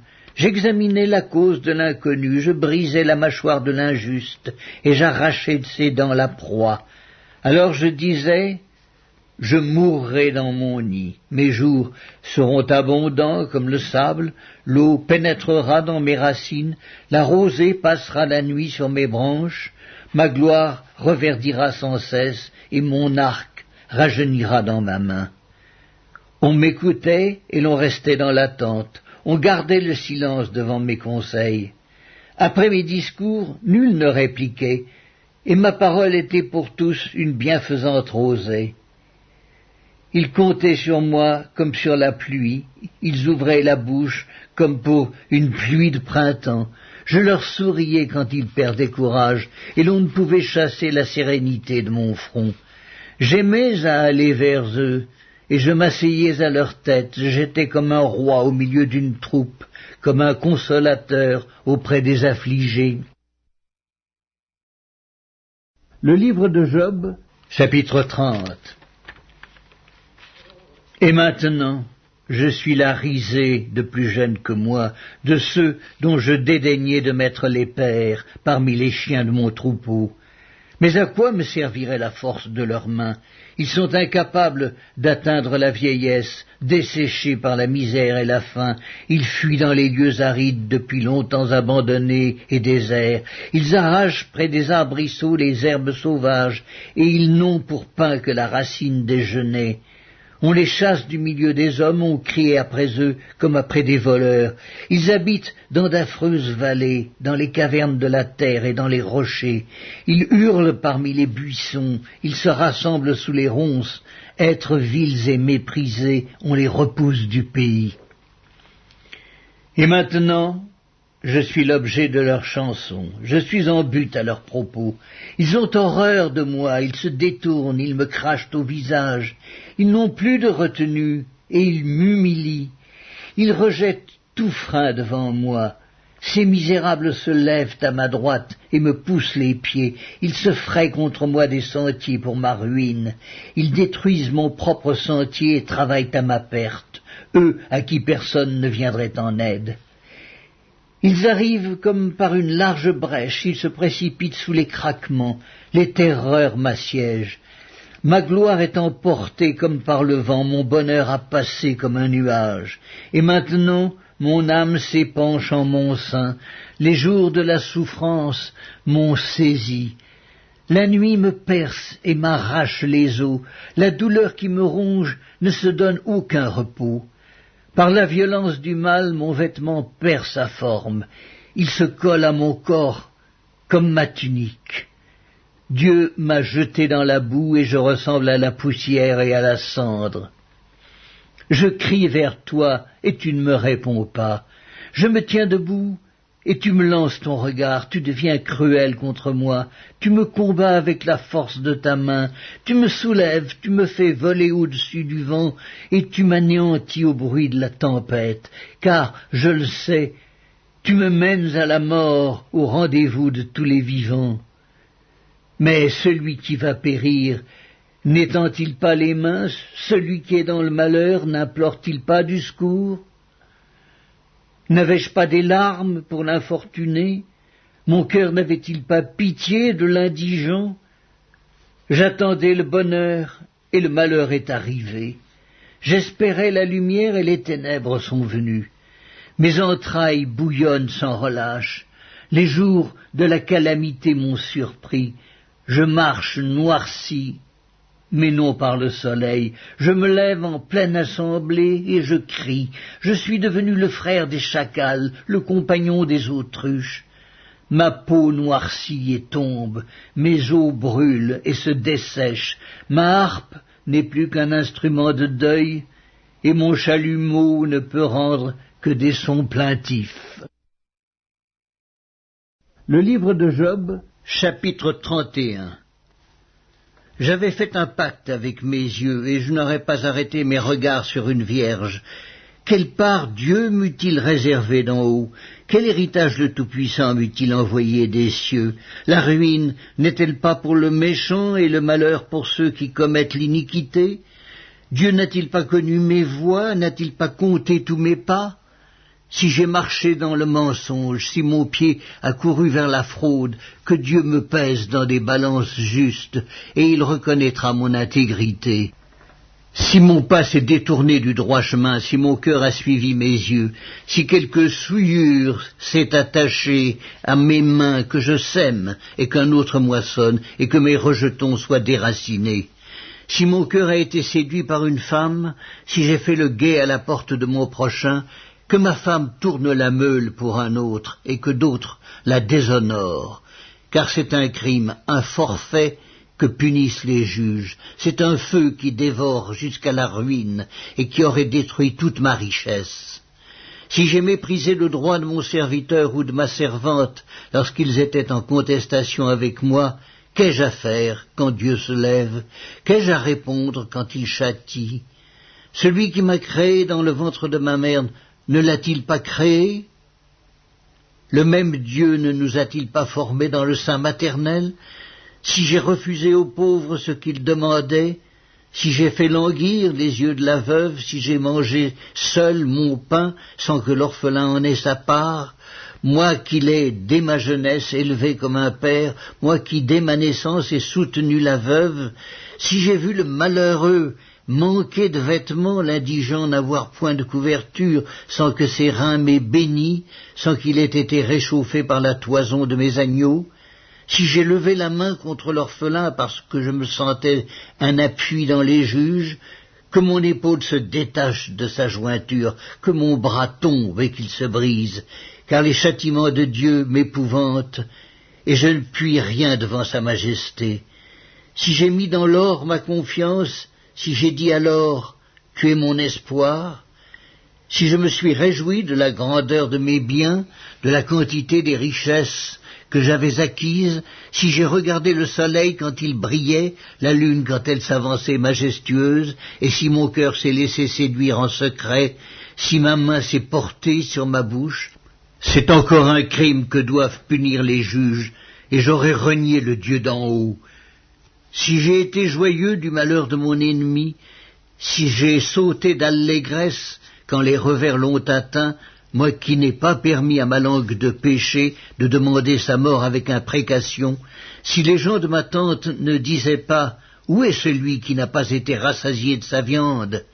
Si l'étranger passait la nuit dehors, si je n'ouvrais pas ma porte aux voyageurs, si, comme les hommes, j'ai caché mes transgressions et renfermé mes iniquités dans mon sein parce que j'avais peur de la multitude, parce que je craignais le mépris des familles, me tenant à l'écart et n'osant franchir ma porte.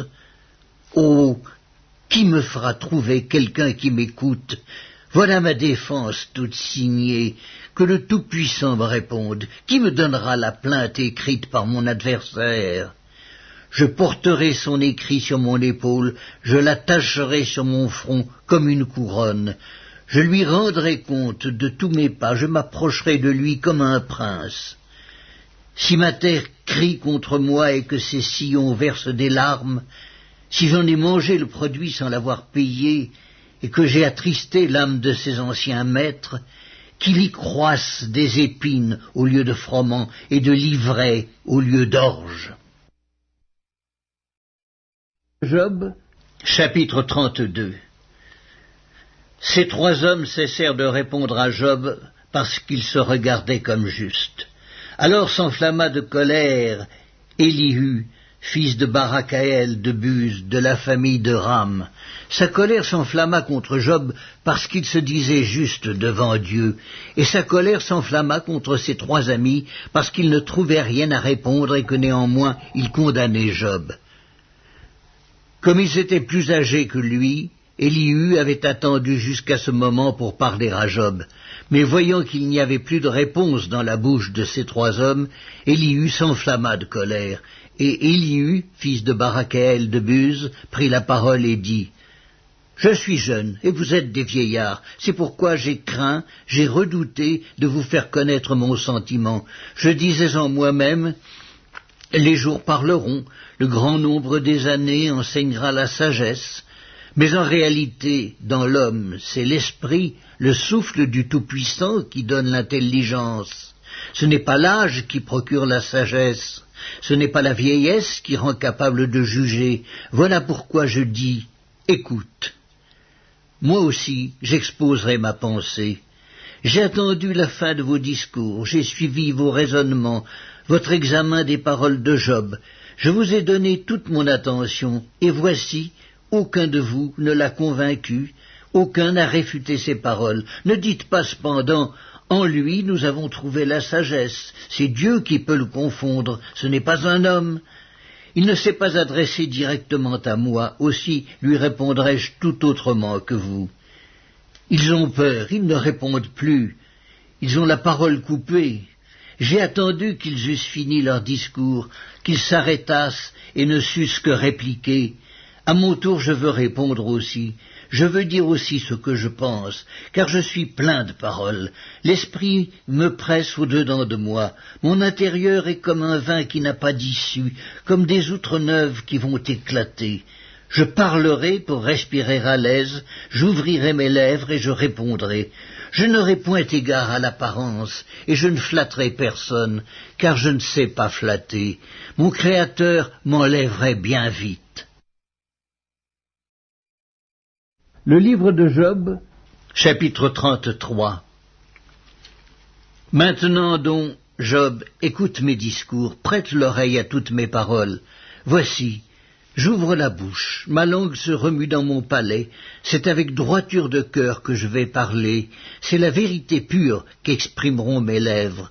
L'Esprit de Dieu m'a créé, et le souffle du Tout-Puissant m'anime. Si tu le peux, réponds-moi, défends ta cause, tiens-toi prêt. Devant Dieu, je suis ton semblable, j'ai été comme toi formé de la boue. Ainsi mes terreurs ne te troubleront pas et mon poids ne saurait t'accabler. Mais tu as dit à mes oreilles, et j'ai entendu le son de tes paroles, je suis pur, je suis sans péché, je suis net, il n'y a point en moi d'iniquité, et Dieu trouve contre moi des motifs de haine, il me traite comme son ennemi, il met mes pieds dans les ceps, il surveille tous mes mouvements. Je te répondrai qu'en cela tu n'as pas raison, car Dieu est plus grand que l'homme.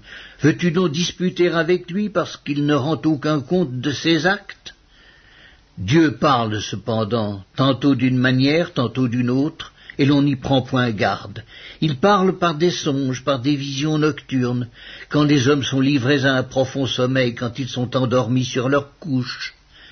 Alors il leur donne des avertissements et met le sceau à ses instructions, afin de détourner l'homme du mal et de le préserver de l'orgueil, afin de garantir son âme de la fausse et sa vie des coups du glaive. Par la douleur aussi l'homme est repris sur sa couche, quand une lutte continue vient agiter ses os. Alors il prend en dégoût le pain, même les aliments les plus exquis. Sa chair se consume et disparaît, ses os qu'on ne voyait pas sont mis à nu. Son âme s'approche de la fosse et sa vie des messagers de la mort.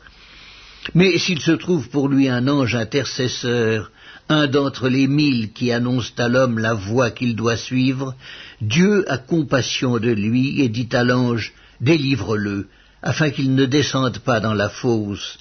J'ai trouvé une rançon, et sa chair a plus de fraîcheur qu'au premier âge, il revient au jour de sa jeunesse.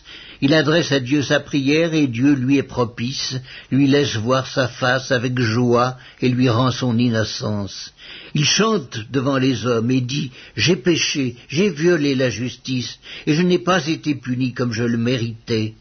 Dieu a délivré mon âme pour qu'elle n'entrât pas dans la fosse, et ma vie s'épanouit à la lumière. Voilà tout ce que Dieu fait, 2 fois, 3 fois avec l'homme, pour ramener son âme de la fosse, pour l'éclairer de la lumière des vivants.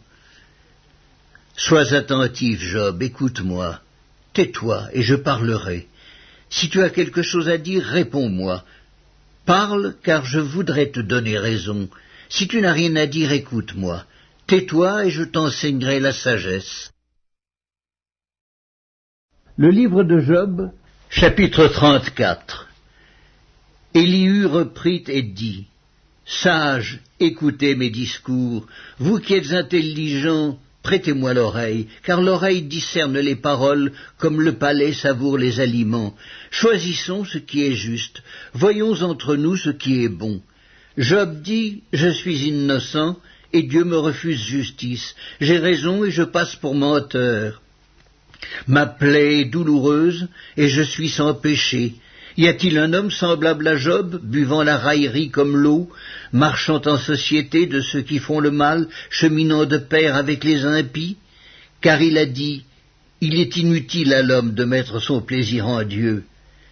Écoutez-moi donc, homme de sens, loin de Dieu l'injustice, loin du Tout-Puissant l'iniquité. Il rétribue chacun selon ses voies, il rend à l'homme selon ses œuvres. Non, certes, Dieu ne commet pas l'iniquité, le Tout-Puissant ne viole pas la justice. Qui l'a chargé de gouverner la terre? Qui a confié l'univers à ses soins?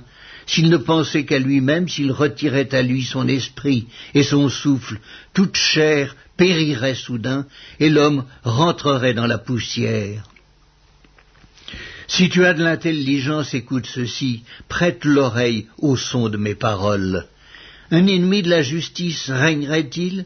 Et condamneras-tu le juste, le puissant, qui proclame la méchanceté des rois et l'iniquité des princes, qui n'a point égard à l'apparence des grands et ne distingue pas le riche du pauvre, parce que tous sont l'ouvrage de ses mains? En un instant il perd de la vie. Au milieu de la nuit, un peuple chancelle et périt. Le puissant disparaît sans la main d'aucun homme, car Dieu voit la conduite de tous. Il a les regards sur les pas de chacun. Il n'y a ni ténèbres ni ombre de la mort où puissent se cacher ceux qui commettent l'iniquité. Dieu n'a pas besoin d'observer longtemps pour qu'un homme entre en jugement avec lui.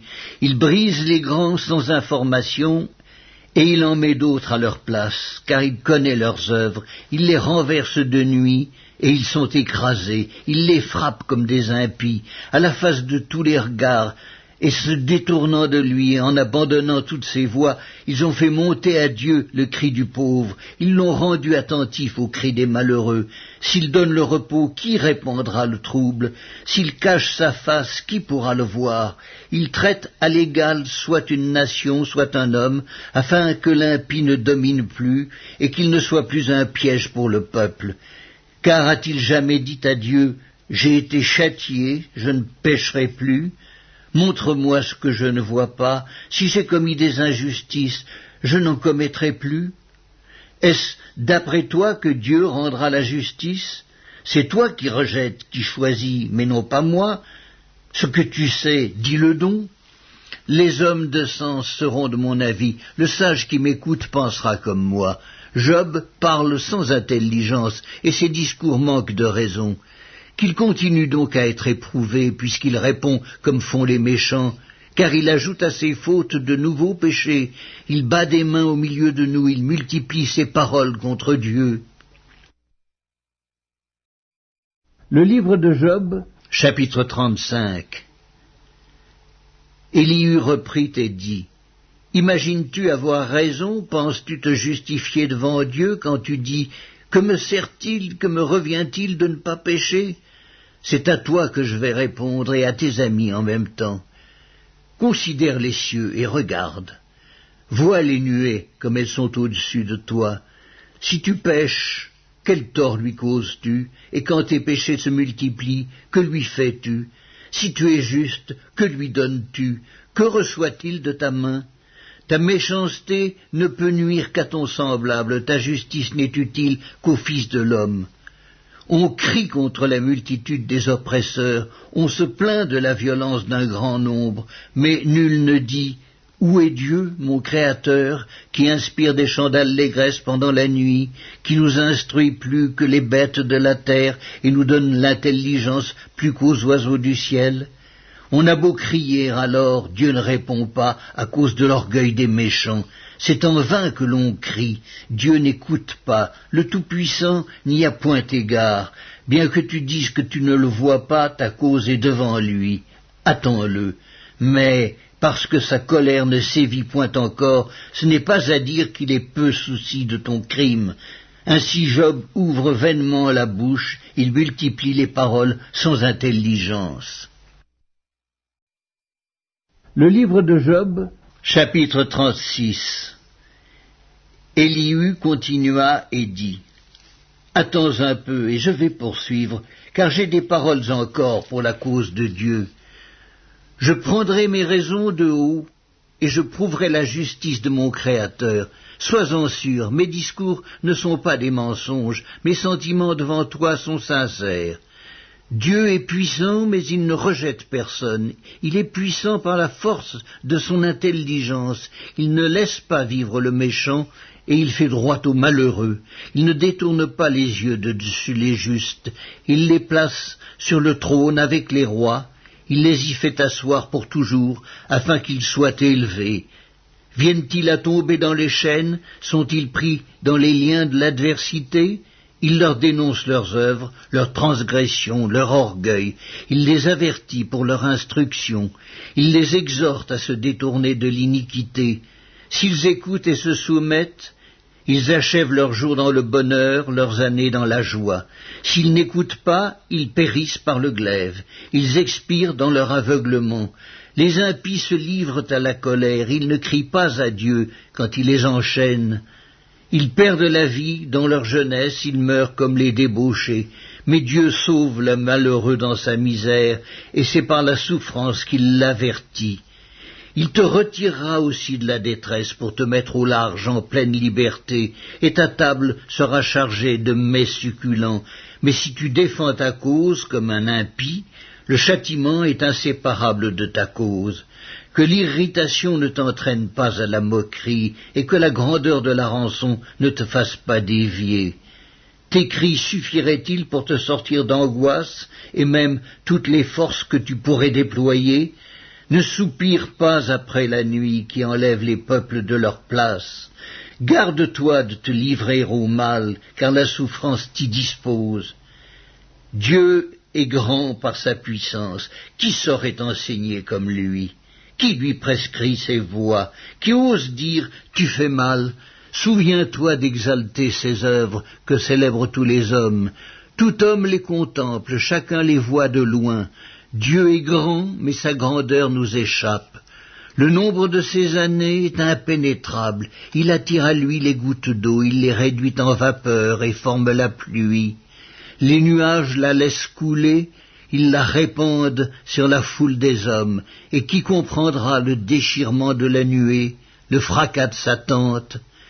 Voici, il étend autour de lui sa lumière, et il se cache jusque dans les profondeurs de la mer. Par ses moyens, il juge les peuples, et il donne la nourriture avec abondance. Il prend la lumière dans sa main, il la dirige sur ses adversaires. Il s'annonce par un grondement, les troupeaux pressentent son approche. Le livre de Job, chapitre 37. Mon cœur est tout tremblant, il bondit hors de sa place. Écoutez, écoutez le frémissement de sa voix, le grondement qui sort de sa bouche. Il le fait rouler dans toute l'étendue des cieux, et son éclair brille jusqu'aux extrémités de la terre. Puis éclate un rugissement, il tonne de sa voix majestueuse. Il ne retient plus l'éclair dès que sa voix retentit. Dieu tonne avec sa voix d'une manière merveilleuse. Il fait de grandes choses que nous ne comprenons pas. Il dit à la neige, tombe sur la terre. Il le dit à la pluie, même aux plus fortes pluies. Il met un sceau sur la main de tous les hommes, afin que tous se reconnaissent comme ses créatures. L'animal sauvage se retire dans une caverne et se couche dans sa tanière. L'ouragan vient du midi et le froid des vents du nord. Par son souffle, Dieu produit la glace. Il réduit l'espace où se répandaient les eaux. Il charge de vapeur les nuages, il les disperse, étincelants. Leurs évolutions varient selon ses desseins pour l'accomplissement de tout ce qu'il leur ordonne sur la face de la terre habitée. C'est comme une verge dont il frappe sa terre ou comme un signe de son amour qu'il les fait apparaître. Job, Sois attentif à ces choses, considère encore les merveilles de Dieu. Sais-tu comment Dieu les dirige et fait briller son nuage étincelant? Comprends-tu le balancement des nuées, les merveilles de celui dont la science est parfaite? Sais-tu pourquoi tes vêtements sont chauds quand la terre se repose par le vent du midi? Peux-tu comme lui étendre les cieux aussi solides qu'un miroir de fonte? Fais-nous connaître ce que nous devons lui dire. Nous sommes trop ignorants pour nous adresser à lui. Lui annoncera-t-on que je parlerai? Mais quel est l'homme qui désire sa perte? On ne peut fixer le soleil qui resplendit dans les cieux lorsqu'un vent passe et en ramène la pureté. Le septentrion le rend éclatant comme l'or. Oh, que la majesté de Dieu est redoutable! Nous ne saurions parvenir jusqu'au Tout-Puissant, grand par la force, par la justice, par le droit souverain. Il ne répond pas. C'est pourquoi les hommes doivent le craindre. Il ne porte les regards sur aucun sage. Le livre de Job, chapitre 38. L'Éternel répondit à Job du milieu de la tempête et dit: Qui est celui qui obscurcit mes desseins par des discours sans intelligence? Saint terrain comme un vaillant homme, je t'interrogerai et tu m'instruiras. Où étais-tu quand je fondais la terre? Dis-le si tu as de l'intelligence. Qui en a fixé les dimensions, le sais-tu? Ou qui a étendu sur elle le cordeau? Sur quoi ses bases sont-elles appuyées? Ou qui en a posé la pierre angulaire? Alors que les étoiles du matin éclataient en chants d'allégresse et que tous les fils de Dieu poussaient des cris de joie, qui a fermé la mer avec des portes quand elle s'élança du sein maternel, quand je fis de la nuée son vêtement et de l'obscurité ses langes, quand je lui imposai ma loi et que je lui mis des barrières et des portes, quand je dis « Tu viendras jusqu'ici, tu n'iras pas au-delà. Ici s'arrêtera l'orgueil de tes flots. » Depuis que tu existes, as-tu commandé au matin? As-tu montré sa place à l'aurore pour qu'elle saisisse les extrémités de la terre et que les méchants soient secoués, pour que la terre se transforme comme l'argile qui reçoit une empreinte et qu'elle soit parée comme d'un vêtement, pour que les méchants soient privés de leur lumière et que le bras qui se lève soit brisé? As-tu pénétré jusqu'aux sources de la mer? T'es-tu promené dans les profondeurs de l'abîme? Les portes de la mort t'ont-elles été ouvertes? As-tu vu les portes de l'ombre de la mort? As-tu embrassé du regard l'étendue de la terre? Parle, si tu sais toutes ces choses. Où est le chemin qui conduit au séjour de la lumière, et les ténèbres, où ont-elles leur demeure? Peux-tu les saisir à leurs limites et connaître les sentiers de leur habitation? Tu le sais, car alors tu étais né, et le nombre de tes jours est grand. Es-tu parvenu jusqu'aux amas de neige? As-tu vu les dépôts de grêle que je tiens en réserve pour les temps de détresse, pour les jours de guerre et de bataille? Par quel chemin la lumière se divise-t-elle et le vent d'Orient se répand-il sur la terre? Qui a ouvert un passage à la pluie et tracé la route de l'éclair et du tonnerre pour que la pluie tombe sur une terre sans habitants, sur un désert où il n'y a point d'homme, pour qu'elle abreuve les lieux solitaires et arides et qu'elle fasse germer et sortir l'herbe? La pluie a-t-elle un père? Qui fait naître les gouttes de la rosée? Du sein de qui sort la glace et qui enfante le frimas du ciel pour que les eaux se cachent comme une pierre et que la surface de l'abîme soit enchaînée? Noues-tu les liens des Pléiades ou détaches-tu les cordages de l'Orion? Fais-tu paraître en leur temps les signes du zodiaque et conduis-tu la grande ourse avec ses petits? Connais-tu les lois du ciel? Règles-tu son pouvoir sur la terre? Élèves-tu la voix jusqu'aux nuées pour appeler à toi des torrents d'eau? Lances-tu les éclairs? Partent-ils? Te disent-ils, nous voici? Qui a mis la sagesse dans le cœur ou qui a donné l'intelligence à l'esprit? Qui peut avec sagesse compter les nuages et verser les outres des cieux pour que la poussière se mette à ruisseler et que les mottes de terre se collent ensemble?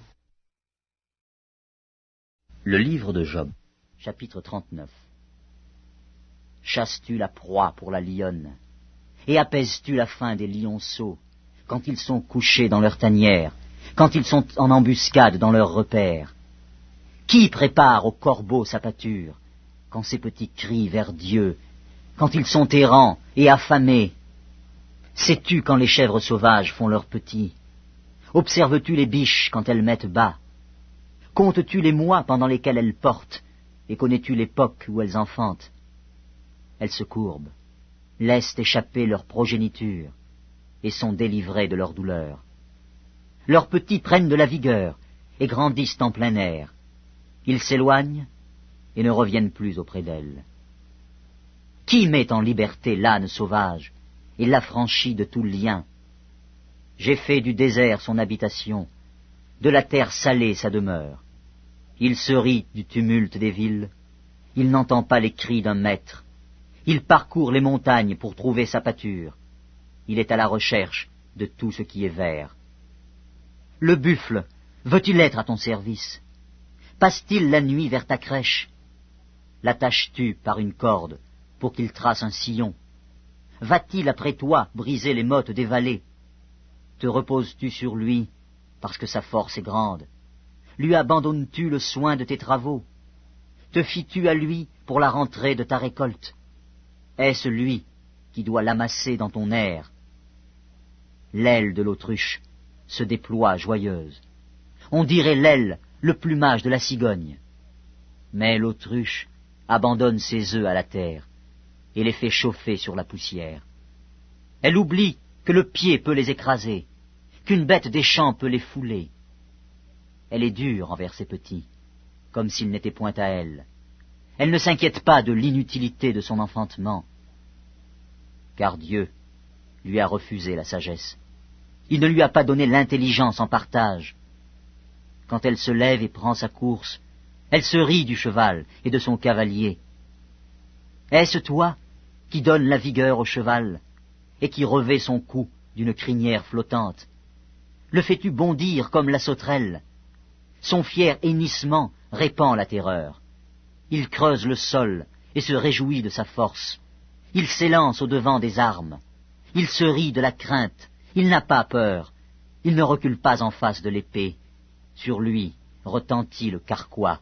Brille la lance et le javelot. Bouillonnant d'ardeur, il dévore la terre. Il ne peut se contenir au bruit de la trompette.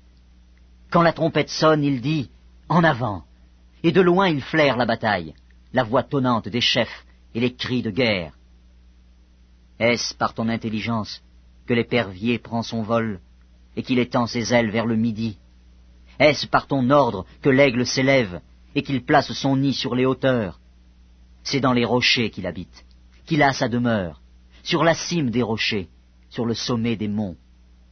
De là, il épie sa proie, il plonge au loin les regards, ses petits boivent le sang, et là où sont des cadavres, l'aigle se trouve. L'Éternel, s'adressant à Job, dit « Celui qui dispute contre le Tout-Puissant est-il convaincu? Celui qui conteste avec Dieu a-t-il une réplique à faire? » Job répondit à l'Éternel et dit « Voici, je suis trop peu de choses. Que te répliquerai-je? Je mets la main sur ma bouche. J'ai parlé une fois, je ne répondrai plus. 2 fois, je n'ajouterai rien. » Le livre de Job. Chapitre 40. L'Éternel répondit à Job du milieu de la tempête et dit « Saint et rein comme un vaillant homme. Je t'interrogerai et tu m'instruiras. Anéantiras-tu jusqu'à ma justice? Me condamneras-tu pour te donner droit? As-tu un bras comme celui de Dieu, une voix tonnante comme la sienne? Orne-toi de magnificence et de grandeur. Revêt-toi de splendeur et de gloire. Répands les flots de ta colère, et d'un regard abaisse les hautains. D'un regard humilie les hautains. Écrase sur place les méchants. cache-les tous ensemble dans la poussière, enferme leur front dans les ténèbres. Alors, je rends hommage à la puissance de ta droite. Voici l'hippopotame, à qui j'ai donné la vie comme à toi. Il mange de l'herbe comme le bœuf. Le voici. Sa force est dans ses reins, et sa vigueur dans les muscles de son ventre. Il plie sa queue aussi ferme qu'un cèdre. Les nerfs de ses cuisses sont entrelacés. Ses os sont des tubes d'airain. Ses membres sont comme des barres de fer. Il est la première des œuvres de Dieu. Celui qui l'a fait l'a pourvu d'un glaive. Il trouve sa pâture dans les montagnes, où se jouent toutes les bêtes des champs. Il se couche sous les lotus, au milieu des roseaux et des marécages. Les lotus le couvrent de leur ombre. Les saules du torrent l'environnent. Que le fleuve vienne à déborder, il ne s'enfuit pas. Que le Jourdain se précipite dans sa gueule, il reste calme. Est-ce à force ouverte qu'on pourra le saisir? Est-ce au moyen de filets qu'on lui percera le nez? Prendras-tu le crocodile à l'hameçon? Saisiras-tu sa langue avec une corde? Mettras-tu un jonc dans ses narines? Lui perceras-tu la mâchoire avec un crochet? Te pressera-t-il de supplications? Te parlera-t-il d'une voix douce? Fera-t-il alliance avec toi pour devenir à toujours ton esclave? Joueras-tu avec lui comme avec un oiseau? L'attacheras-tu pour amuser tes jeunes filles? Les pêcheurs en trafiquent-ils? Le partagent-ils entre les marchands? Couvriras-tu sa peau de dard et sa tête de harpon? Dresse ta main contre lui, et tu ne t'aviseras plus de l'attaquer. Voici, on est trompé dans son attente. À son seul aspect, n'est-on pas terrassé? Le livre de Job, chapitre 41. Nul n'est assez hardi pour l'exciter. Qui donc me résisterait en face? De qui suis-je le débiteur? Je le paierai. Sous le ciel, tout m'appartient. Je veux encore parler de ses membres, et de sa force, et de la beauté de sa structure. Qui soulèvera son vêtement? Qui pénétrera entre ses mâchoires? Qui ouvrira les portes de sa gueule? Autour de ses dents habite la terreur. Ses magnifiques et puissants boucliers sont unis ensemble comme par un sceau.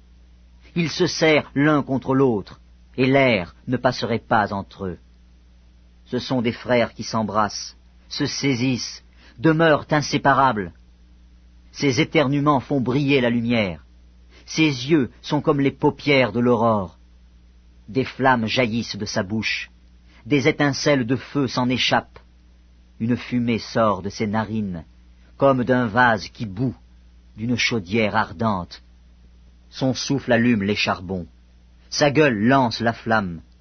La force a son cou pour demeure, et l'effroi bondit au-devant de lui. Ses parties charnues tiennent ensemble, fondues sur lui, inébranlables. Son cœur est dur comme la pierre, dur comme la meule inférieure. Quand il se lève, les plus vaillants ont peur, et l'épouvante les fait fuir. C'est en vain qu'on l'attaque avec l'épée. La lance, le javelot, la cuirasse ne servent à rien. Il regarde le fer comme de la paille, l'airain comme du bois pourri. La flèche ne le met pas en fuite. Les pierres de la fronde sont pour lui du chaume. Il ne voit dans la massue qu'un brin de paille. Il rit au sifflement des dards.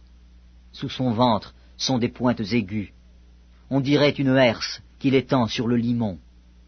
Il fait bouillir le fond de la mer comme une chaudière. Il l'agite comme un vase rempli de parfums.